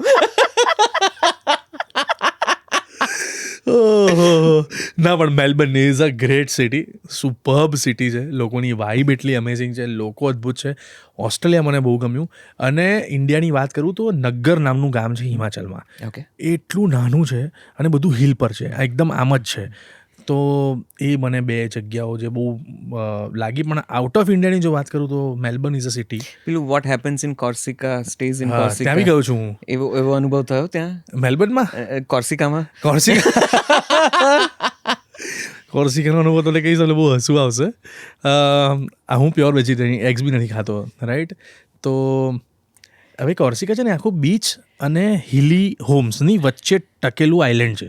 એટલે કેવું બધું આમ જઈને આમ ગમે ત્યારે ટર્ન આવીને તમારે નીચે ઉતરીને પાણીમાંથી થઈને આમ પાછા બહાર આવી તો બીજા કોઈક રસ્તે તમે નીકળો, એવું આખું કોર્સિકા ડિઝાઇન થયું છે. આપણે તો બધું તમાશા ને બમાશા ને બધું ગોખીને ગયા લાગે, અહીંયા જતા રહીએ ત્યાં જતા રહીએ આમ તેમ એવું. અને પછી ગયા ત્યારે એક પણ વેજીટેરિયન વસ્તુ નથી મળી સાહેબ મને, not even a single thing.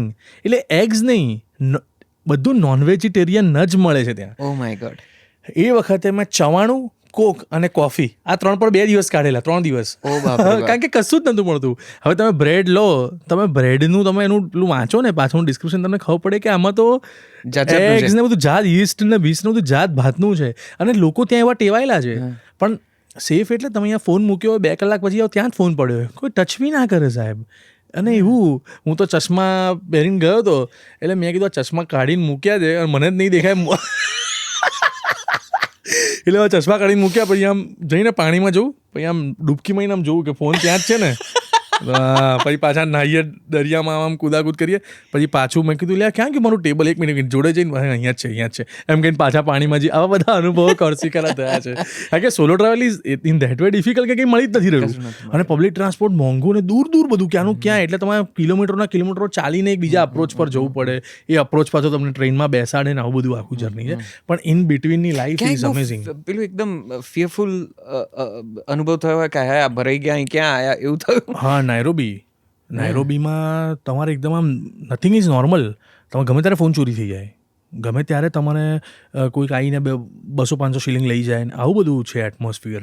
થોડું સાચવવું પડે એવી દુનિયા છે ઇન શોર્ટ. એટલે આઉટ ઓફ ઇન્ડિયા જોવું તો Nairobi is the place where બહુ બધા ગુજરાતીઓ, બહુ જ બધા ઇન્ડિયન્સ ત્યાં વસેલા છે અને સ્થાયી છે.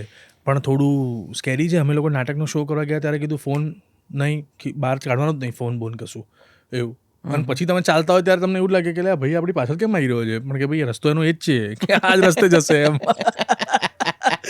પણ આવું બધું છે. પણ યા આઈ ફીલ કે નૈરોબી કેન લે થોડું છે ડેન્જર. તમને ફીલ આવે એવી વાઇબ આવે આજુબાજુને જોઈને કે કોફી તમે બધેથી લઈ આવો છો. જી એના અનુભવો કહો. કેવી કેવી કોફીઓ આવતી હોય છે? અમે તો બસ 1-2 જાતની પીએ છીએ, એનાથી વધારે અમને કંઈ ખબર નથી. એટલે હવે કેવું છે કે હું જ્યારે બ્લેક કોફી પીતો હતો ને નૈશદભાઈ, ત્યારે લોકો એમ કે શું પીવે લે ઝેર છે આ. યાર કોલ લે, એના કરતાં મોર પી લે કે પેલો લીમડાનો મોર પી લે. મેં કીધું લે લીમડાનો મોર આ હેલ્થ માટે ના બધું દુનિયાને ક્યાં ભેગી કરો છો દોસ્ત, મેં કીધું. પણ અત્યારે ટ્રેન્ડ આવી ગયો છે કે black coffee is in trend. Yes. 3-4 વર્ષમાં તો લોકો એના પાછળ આવી ગયા. હું તો બહુ વર્ષોથી પીવું છું. પણ એવું તો એમાં બી બહુ બધી જાત છે. એસ્પ્રેસો, કેફે મોકા, લાતે ને ફ્લેટ વ્હાઇટ ને પિકોલો ને બધી એટલી બધી જાતની, એટલા બધા શેપ્સ ને એટલા બધા પ્રકારની હવે કોફીઝ આવી ગઈ છે. બ્લેક કોફીમાં પણ 10-12 વર્ઝન્સ હવે તો ઇન ધ માર્કેટ છે. પોર ઓવર હોય કે મેન્યુઅલ હોય કે હાથે એરોપ્રેસ ને બધું. તો મારી કોફીની જર્ની એટલા માટે બહુ નજીકથી મેં જોઈ, બહુ જ મારું હૃદય એનાથી જોડાય, કારણ કે મને બીજો કશો શોખ નથી એને ખાવાનું ને કોફી પીવાની. એટલો જ મારો બેઝ શોખ રહ્યો છે. એટલે હું જેમ કે અમેરિકા ઉતરું તો હું ઇન્ડિયન ખાતો જ નથી. ઝીરો ઇન્ડિયન ફૂડ જ્યાં સુધી હું યુએસ રહું ત્યાં સુધી. તો પછી તમને એવું થાય કે યાર અભી કલ તો तुमने થાઈ ખાયા, અભી આજ ક્યાં ખાઓગે? એટલે પછી તમે શોધો, પછી મેક્સિકનની કોઈ દુનિયામાં જાઓ ને ત્યાં તમે મેક્સિકન રેસ્ટોરન્ટમાં વેજીટેરિયન ખાવાનું અપ્રોચ કરો, શોધો, બોલો, એને સમજાવો. આ બધી ફીલ મેં લીધેલી છે. બેસ્ટ કોફી કઈ હોય છે? બેસ્ટ કોફી ફ્લેટ વ્હાઇટ, જેમાં મિલ્ક પણ હોય અને કોફીની ફ્લેવર હોય. જેને શુગર વગરની ભાવતી હોય એ લોકોને માટે બેસ્ટ છે, પણ મિલ્ક કોફી. અને બ્લેક કોફી ભાવતી હોય તો પોર ઓવર્સ, જે સૌથી બેસ્ટ મેન્યુઅલ બ્રૂ કોફી છે. અને સૌથી સારામાં સારી coffee is Australia. Australia is a base of coffee in the world. કેમ? કારણ કે highest paid baristas, highest paid કોફીના બીન્સ અને સૌથી મોંઘી કોફી અને સૌથી લોએસ્ટની કોફી બધું જ એક જ જગ્યાએ તમને મળે છે. એટલે if you want to approach કે હવે મારે છે ને એક કેફે ખોલવું છે, આઈ વોન્ટ ટુ બી અ બારિસ્તા, ત્યારે ઓસ્ટ્રેલિયામાંથી જેટલા લોકો ભણીને આવ્યા હોય ને એ લોકો જ તમને મળે. કે તમે ઓસ્ટ્રેલિયા ગયા છો? કે યાર નથી ગયો. તો કે પહેલાં ત્યાં જઈ આવો યાર. એટલા જાતની કોફી ને એટલા જાતનું નોલેજ અને એટલા પ્રકારની દુનિયા, 100-200 સ્ક્વેર ફૂટની જગ્યામાં કેફેસ છે અને લોકોની લાઈન લાગેલી હોય છે એમ એવું. અને એ સાચે જ એને ખબર પડતી હોય અને બહુ જ મજા આવે. એટલે Australia is a place where I love coffees. And you, because of your love for the food and coffee, you started the cafe also. Yes. એનું શું થયું? એ કેમ હવે? એટલે છે એના ટાઈમે, પણ આમાં કેવું છે કે બીજા જે પાર્ટનર્સ હોય છે એમાં ઘણીવાર પેલું જે ઇક્વેશન સેટ નથી થતા. હવે એમને પોળનું જ ખાવાનું ખવડાવવું છે અને મને બહારનું ખાવાનું ખવડાવવું છે. એટલે પછી એની જગ્યાએ નામ ચેન્જ કરી નાખ્યું છે અને સ્ટેક એમનું એમ જ છે. એટલે એની રીતે ચાલ્યા કરે છે. કદાચ સ્મોલર વર્ઝન ઓફ કેફે એવું કંઈ? Are you coming up with that? I am thinking to do it very much in the એટલે હવે નાની કંઈક વસ્તુ જેમાં કોફી મેઇન પ્રાયોરિટીમાં જાય અને લોકો ખાલી કોફીના ટ્રાયલ્સ માટે અને પીવા માટે આવે એવો પ્રયત્ન કરી રહ્યો છું. અને જગ્યાઓ બી શોધાઈ રહી છે, પ્લેસ ઉપર કામ ચાલી રહ્યું છે. એટલે I am in search of that good thing કે ચલો કોઈ બંગલો મળ્યો તો ત્યાં હું કંઈ ક્રિએટ કરીશ આ તે. પણ જે એકચ્યુઅલ કોફી છે એવી અમદાવાદમાં 5-6 જ પ્લેસ છે કે જ્યાં તમને એમ લાગે કે બોસ કોફી પીવી હોય, જે લોકોને કોફીના લવર્સ એ લોકો અહીંયા જ જવું જોઈએ એમ. એક બિઝનેસ સેન્સ તમારી વાતોમાં હંમેશા આમ પેલી ઝળક્યા કરે. તમે પ્રોડ્યુસે કરી છે કેટલીક ફિલ્મો અને કમાયો બીજું. અને એબ્સોલ્યુટલી એ ફૂલ ફ્લેજ્ડ ખાલી પ્રોડ્યુસર તરીકે રોલ નિભાવવાનો ઈરાદો ખરો ને 100% ખરો. કાંઈ જ એમાં ના સ્ક્રિપ્ટ, ના એક્ટિંગ, ના કાંઈ જ, માત્ર પ્રોડ્યુસર તરીકે પ્રોપર ઇન્વેસ્ટમેન્ટ અને પ્રોપર અર્નિંગ. યા એવો પ્લાનિંગ છે. ઘણા એવા પાર્ટનર્સ બી છે કે આપણે ભેગા થઈને કશું એવું કરીએ કે જેમાં તમે ના પણ હો પણ તમે ડિઝાઇન કરો પ્રોજેક્ટ. એવો બી અમે લોકો પ્લાન કરી રહ્યા છે અને એવી ફિલ્મ્સ પણ પ્લાનમાં છે. Soon I think next year, I think after November, Diwali પછી કંઈક સરસ વિચારીશું. પણ એઝ ઓફ નાઉ તો જે પ્રોજેક્ટ ચાલી રહ્યા છે એમાં હું ક્યાંક ને ક્યાંક એઝ એન એક્ટર જોડાયેલો છું અને કો પ્રોડક્શનમાં બી જોડાયેલો છું. એટલે અને મારામાં છે બિઝનેસની સેન્સ છે, થોડી જે મહેનત છે, થોડા પૈસા બચાયેલા છે તો સારી જગ્યાએ વાપરવા. મને વેલ્યુ બહુ છે પૈસાની અને કમાયો બી એની બી વેલ્યુ છે ને ઇન્વેસ્ટમેન્ટની બી એટલી વેલ્યુ છે ને વાપરવાની બી એટલી સમજ છે એમ. એટલે મને ઘણા બધા લોકો એમને મળતા હોય ત્યારે બી કહેતા હોય છે કે શું કરવું જોઈએ, સ્ટોક માર્કેટમાં શું લેવું જોઈએ કે આવું બધું. મેં કીધું ભાઈ આ બધું થોડી મહેનત છે પણ કરતો હોઉં છું અને I help people to grow in business also. So મલ્હારે અચ્છું કમાઈ લીધું? સારું કમાઈ લીધું અને નહીં વાંધો આવે એમ. હવે આરામથી જીવી શકાય? યસ આરામથી જીવી શકાય. યસ 100%. વાહ. દાંપત્ય જીવન કેવું ચાલે છે હમણાં? પરણ્યા ને ઓહો નવો ફેસ ને બધું. નવું જ છે. હજી લાગતું જ નથી કે લગન થયા ભલે એવું પૂછે તું જાણી યાર આવું બધું ચાલતું હોય છે આખું. આમ મારા મનમાં એટલા બધા સવાલો છે તમને ને પૂજાને લઈને, પણ મારે એના માટે જોડે કરવું છે ને. જોડે મલ્હાર અને પૂજાની સાથે કરીશું, કારણ કે આ એકલી વાતોની મજા છે નહીં, એમાં પૂજા જોઈએ જ જોઈએ. એટલે આપણે એ બધા જ સવાલો હોલ્ડ પર હું બહુ જ પ્રયત્ન કરીને હું આમ દબાઈ રાખું છું કે ના આ નથી પૂછવાનું મારે. Very soon we will plan surely. અને યા દાંપત્ય જીવન બહુ નવું છે, બહુ સરસ છે. હું I was not in zone of marriage અને પછી ધીરે ધીરે આમ તૈયાર થયો. એની ગેરહાજરી મેં તો આટલું પૂછી જ છે કે તમે ડોમિનેટિંગ છો કે એ જ હોય ને યાર, ઓફકોર્સ. પણ અમુક બાબતોમાં હું બી છું. એટલે એ છે ને યાર એકચ્યુઅલી બહુ રેગ્યુલર લાઈફસ્ટાઈલ વાળી વાઈફ વ્યક્તિ છે. એમ એવું કે સવારે મારે આ જોઈશે, બપોરે લંચની ભૂખ લાગે. મેં તો આ મોટી વાત છે, તને લંચ ટાઈમે ભૂખ લાગે છે. બાકી અમારી જેવી આઈટમો તો બધું ભૂલી જાય. લંચ શું હોય 4 વાગે વાત હવે એમ એવું. પણ ઓફકોર્સ એ હોવું જ જોઈએ. એ રેગ્યુલર લાઈફસ્ટાઈલ છે ને એ એની બોડીમાં એના સ્કિન ટોનમાં દેખાય છે કે એ બહુ જ સાચવીને બધું કરે છે. એને બધું ટાઈમ લાગે બી છે ને થાય બી છે ને એનું નસીબ એવું છે કે એને ટાઈમે બધું મેનેજ થઈ જાય છે. તમે ગમે તેવા પાર્કિંગ ઝોનમાં હો તમને ના જ મળે ને એને મળી જ જાય પાર્કિંગ, એવું નસીબ બી છે એનું. Very true. એટલે ઘણા એવું લખીને લાયા હોય છે કે એમની ગાડીઓ પાર્ક થઈ જાય, આપણે ગોળ ફર્યા જ કરીએ એવું છે. સો યા એવી લાઈફસ્ટાઈલ વાળી માણસ છે, બહુ રેગ્યુલર વ્યક્તિ છે બહુ. અને ઘરમાં બી પપ્પા એરફોર્સમાં અને ઇન્ડિગોમાં, એનો ભાઈ બી પાયલટ સ્પાઇસજેટમાં. એટલે કેવું કે આખી એક રેગ્યુલર લાઈફસ્ટાઈલમાં તમે ઘૂસી જાઓ એમ. અમારે તો શું 7 વાગે ટ્રેન પકડો એટલે 6:45 ઉઠીને 15 મિનિટમાં રેડી થઈને એક્ઝિટ. મેં કીધું યાર હા તો યાર મેં કીધું છે ને બેટા, એક દિવસ એને મને બહુ ખતરનાક ઘટના છે આ તો કહેવું જ જોઈએ. એક દિવસ મેં એવું કીધું કે મેં કીધું યાર બહુ આઈસ્ક્રીમ ખાવાની ઈચ્છા હતી, આપણે જઈએ યાર જોરદાર. બહુ વખતથી ખાધો નથી. મેં કીધું શુગર બંધ હતી, આજે મારે ખાવો છે આઈસ્ક્રીમ. મેં કીધું તો એ બી રેડી થઈ ગઈ, આમ છે તેમ છે. પછી અંદર જઈને એણે મને પૂછ્યું કે 1 મિનિટ આપણે ગાડીમાંથી નીચે ઉતરવાના કે ગાડીમાં જ મંગાવીને ખાવાના? મેં કીધું યાર 1 મિનિટ, મેં તો હજી દુકાન નક્કી નથી કરી. મેં કીધું મેં હજી દુકાન નક્કી નથી કરી કે કઈ દુકાનમાં જઈને આઈસ્ક્રીમ ખાઓ, નીચે ઉતરવાનું એ તો થોટ જ નહીં આવે.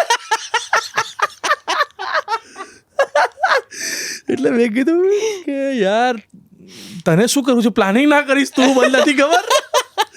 આમાં કોઈ પ્લાન જ ના હોય ભાઈ, આઈસ્ક્રીમ ખાવા જવો એમાં કોઈ પ્લાન જ નથી. જવાનું છે યાર.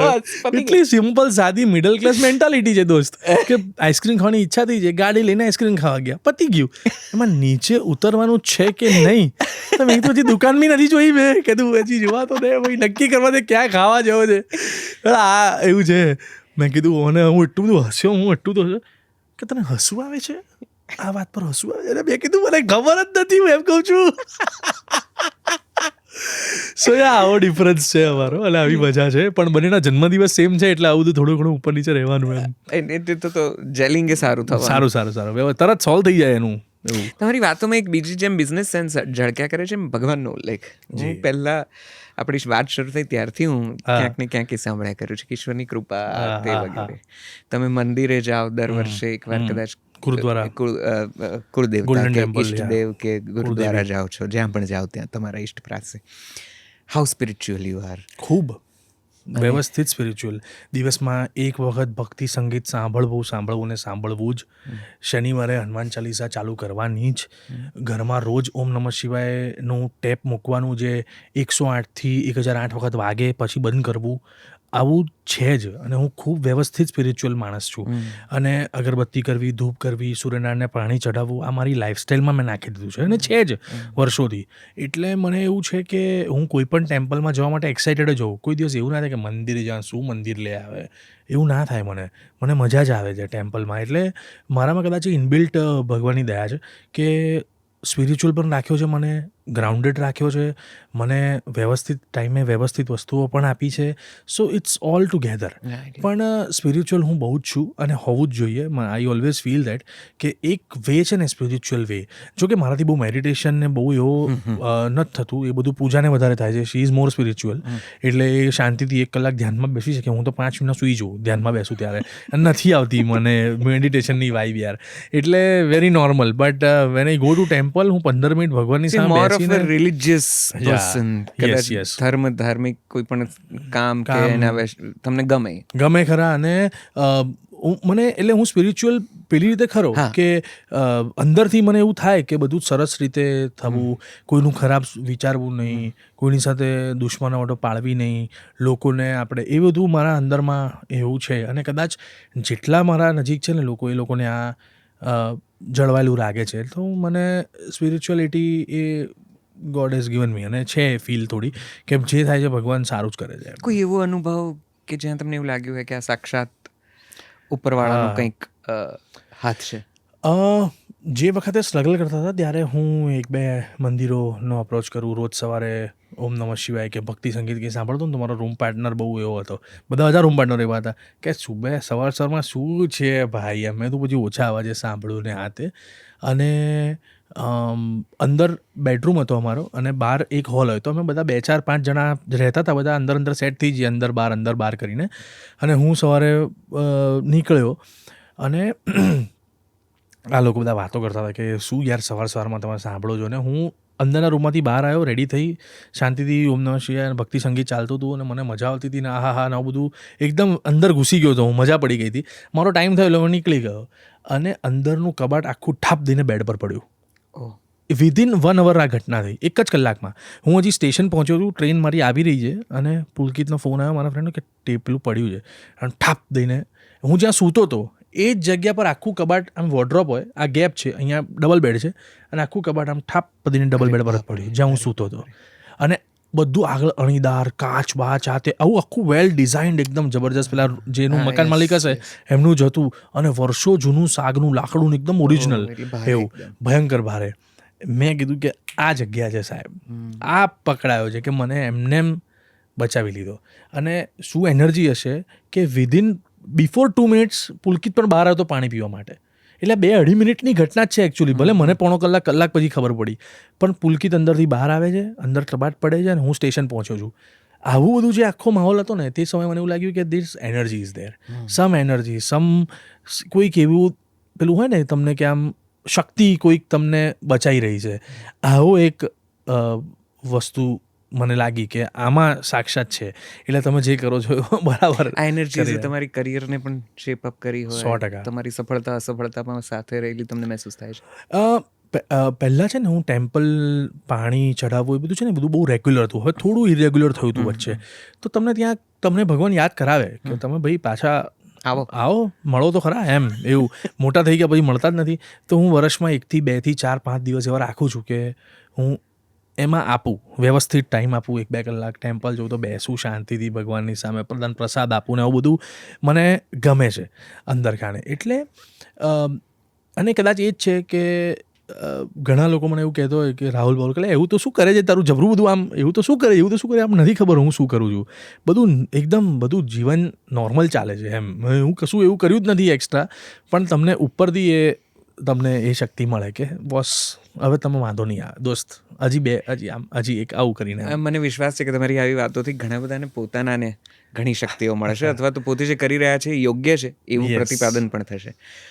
સંવાદને અંતે આ છેલ્લો સવાલ કદાચ, સફળતા શું તમારા માટે અને અસફળતાની વ્યાખ્યા શું કરો છો? સફળતા એ કે તમે જે વિચારી રહ્યા હતા એ ફિલ્ડમાં તમે સરસ લેવલ પર કામ કરી રહ્યા છો, સરસ કામ ચાલી રહ્યું છે, લોકોનો પ્રેમ તમને મળી રહ્યો છે, તમે જે નહોતું વિચાર્યું એવા અનુભવો ને એવી પણ ફેમ તમને મળી. તો God is great in that way. એ સફળતાનો મારા માટે બહુ જ સીધો સાદો અપ્રોચ છે કે ફેમિલી સાથે રહી શકીએ છીએ, સરસ કામ કરી શકીએ છીએ, લોકો સુધી પહોંચી શકીએ છીએ અને મહેનતનું ફળ મળી રહ્યું છે. સો આ એક સફળતા મારા માટે છે. અને અસફળતા આઈ ફીલ કે જેટલું પણ આમ અસફળતાની વ્યાખ્યા હું કહું ને કે યાર ફેલિયર ઇઝ અસફળતા. કોઈ પણ લેવલ પર હો, તમે કામ કરો ત્યારે ફેલ થાઓ, એક્ઝામમાં ફેલ થાઓ, રિલીઝ પર તમે ફેલ થાઓ કે કશું બી, તો એ અસફળતા છે. પણ એના પણ કંઈ પાછળ રીઝન હશે. એટલે અસફળતાનું જો કારણ મૂકીએ તો એમાં 90% આપણો વાંક હોવો, આપણો એટલે આપણી આજુબાજુની ટીમનો કે ગમે તેનો, એવું માનીને ચાલવું જોઈએ. અસફળતાની પાછળ બી કંઈ રીઝન હશે, કંઈ ઘટના હશે, તો એનું મતલબ હશે તો આ મારા માટે છે સફળતા અને અસફળતાનો એક નાનો ડિફરન્સ એમ. વાહ, જતાં જતાં કંઈ કહેવું છે? બસ આમ જ મજા કરતા રહીએ, પ્રેમ કરતા રહીએ એકબીજાને, સરસ દિલથી ફિલ્મોને સ્વીકારતા રહો તમે. અને બસ મને થેન્ક યુ કેવું છે આપ સૌને, કે અને તમને ખાસ કે આવી વાતો કરવા માટે. અને પોડકાસ્ટ તો ખેર ખાલી નામ છે, પણ વાતો એ સૌથી મોટું Absolutely. જ્ઞાન છે. એટલે મને એવું લાગે કે આવી ધમાલ કરતા રહીએ, વારંવાર મળતા રહીએ. અને પેલું શું કહેવાય કે માફીનો વિડીયો ના માનતા, એટલે હકાવા ગઢવી કે ભાઈ 10-12 સમાજોના વિડીયો રેકોર્ડ કરી રાખ્યા છે કે તમે અમારા વિશે ખોટું બોલ્યા, ઓકે ભાઈ લાય 202 નંબરનો વિડીયો મોકલી દો, ચલો. કે આ સમાજ વિશે તમે ખોટું બોલ્યા, કે અરે ભાઈ એવું નથી, આ તો એ લાઈવ છે, જે મેં ફીલ કર્યું, હું જે સમજ્યો અથવા જે મને લાગ્યું એના વિશેની આ વાતો મેં કરી છે. તો દિલથી સ્વીકારો અને માણો, મજા કરો, બસ. Thank you so Thank much. you. And many congratulations for all the success, for all the joy you have brought into Thank you. all of us life. અમારી જિંદગીમાં તમે જે રીતે તમારી પ્રસ્તુતિઓથી આનંદ લાવ્યા છો એના માટે ખૂબ અભિનંદન. Thank you very much. અને Thank આટલી નિખાલસ વાતો કરવા માટે ખૂબ આભાર. Thank you, thank you for thank joining you. Us Malhar. Thank you, wishing thank you you. All the luck. Thank you so much. ભાઈ જલસો પોડકાસ્ટમાં મલ્હાર ઠાકર સાથે અત્યારે વિરમીએ. હા, એમની લવ લાઈફ, એમણે કઈ રીતે પૂજાને પસંદ કરી, પૂજાએ એમને કેવી રીતે પસંદ કર્યા, અત્યારે એમનું લગ્ન જીવનનું ગાડું કેવું ચાલી રહ્યું છે, ને એ બધું જ ભાગ 2માં પૂજા સાથે વાત કરીશું. એટલે એવું બધું ઘણું પૂછવું છે તમારી જેમ મારે પણ એના માટે પૂજાની હાજરીને આપણે અપેક્ષિત રાખીએ. એ હોય ત્યારે વધારે મજા આવશે. આજે મલ્હારે ખૂબ નિખાલસ થઈને, ખૂબ પ્રામાણિકપણે, કશું ઢાંક પીછોડ્યા વગર, છુપાવ્યા વગર, ઉઘાડે ચોક અને દિલથી વાતો કરી છે. મને વિશ્વાસ છે કે સાંજમાં ઘણું સમજાશે, ઘણું બધું તમને, મને અને સૌને. અને એ રીતે કદાચ આ ક્ષેત્ર કોઈ પણ રીતે તમે આના ભાગ હો, અહીંયા કામ કરતા હો અથવા પ્રેક્ષક હો, આ ભાષાની ફિલ્મો જોતા હો, તમને પણ આ ક્ષેત્ર વિશે ઘણી બધી માહિતી મળશે. અને આમાં કદાચ તમારે ભાગ લેવો હોય તો કદાચ તમને રાહ પણ મળશે. જલસો પોડકાસ્ટના આજના એપિસોડમાં અત્યારે અટકીએ. મલ્હારની બધી ફિલ્મો જોઈ જ નાખજો. એની દરેક ફિલ્મો તમને ક્યાંક ને ક્યાંક આનંદ કરાવી જશે. નવા અત્યંત સુંદર પ્રોજેક્ટ્સ એના આવી રહ્યા છે, એને પણ વધાવી લેજો. અમે પણ આવા સંવાદની જે પ્રયત્ન કર્યા કરીએ છીએ, કોશિશ કર્યા કરીએ છીએ તમારા સુધી પહોંચવાની. થોડું પીઠબળ અમને આપતા રહેજો. આ ચેનલ શેર કરો, સબસ્ક્રાઈબ કરો, નોટિફાઈ કરો, એવું બધું તો તમને આવડી જ ગયું છે હવે. તો પણ લોકો સુધી પહોંચાડજો વાત અને કરાવજો. મૂળ ઉપક્રમ અમારી ભાષાનો જલસો એપ છે, એને ડાઉનલોડ કરજો પ્લે સ્ટોર, એપ સ્ટોર પરથી. ચાલો ત્યારે આજના એપિસોડમાં અત્યારે આટલું જ.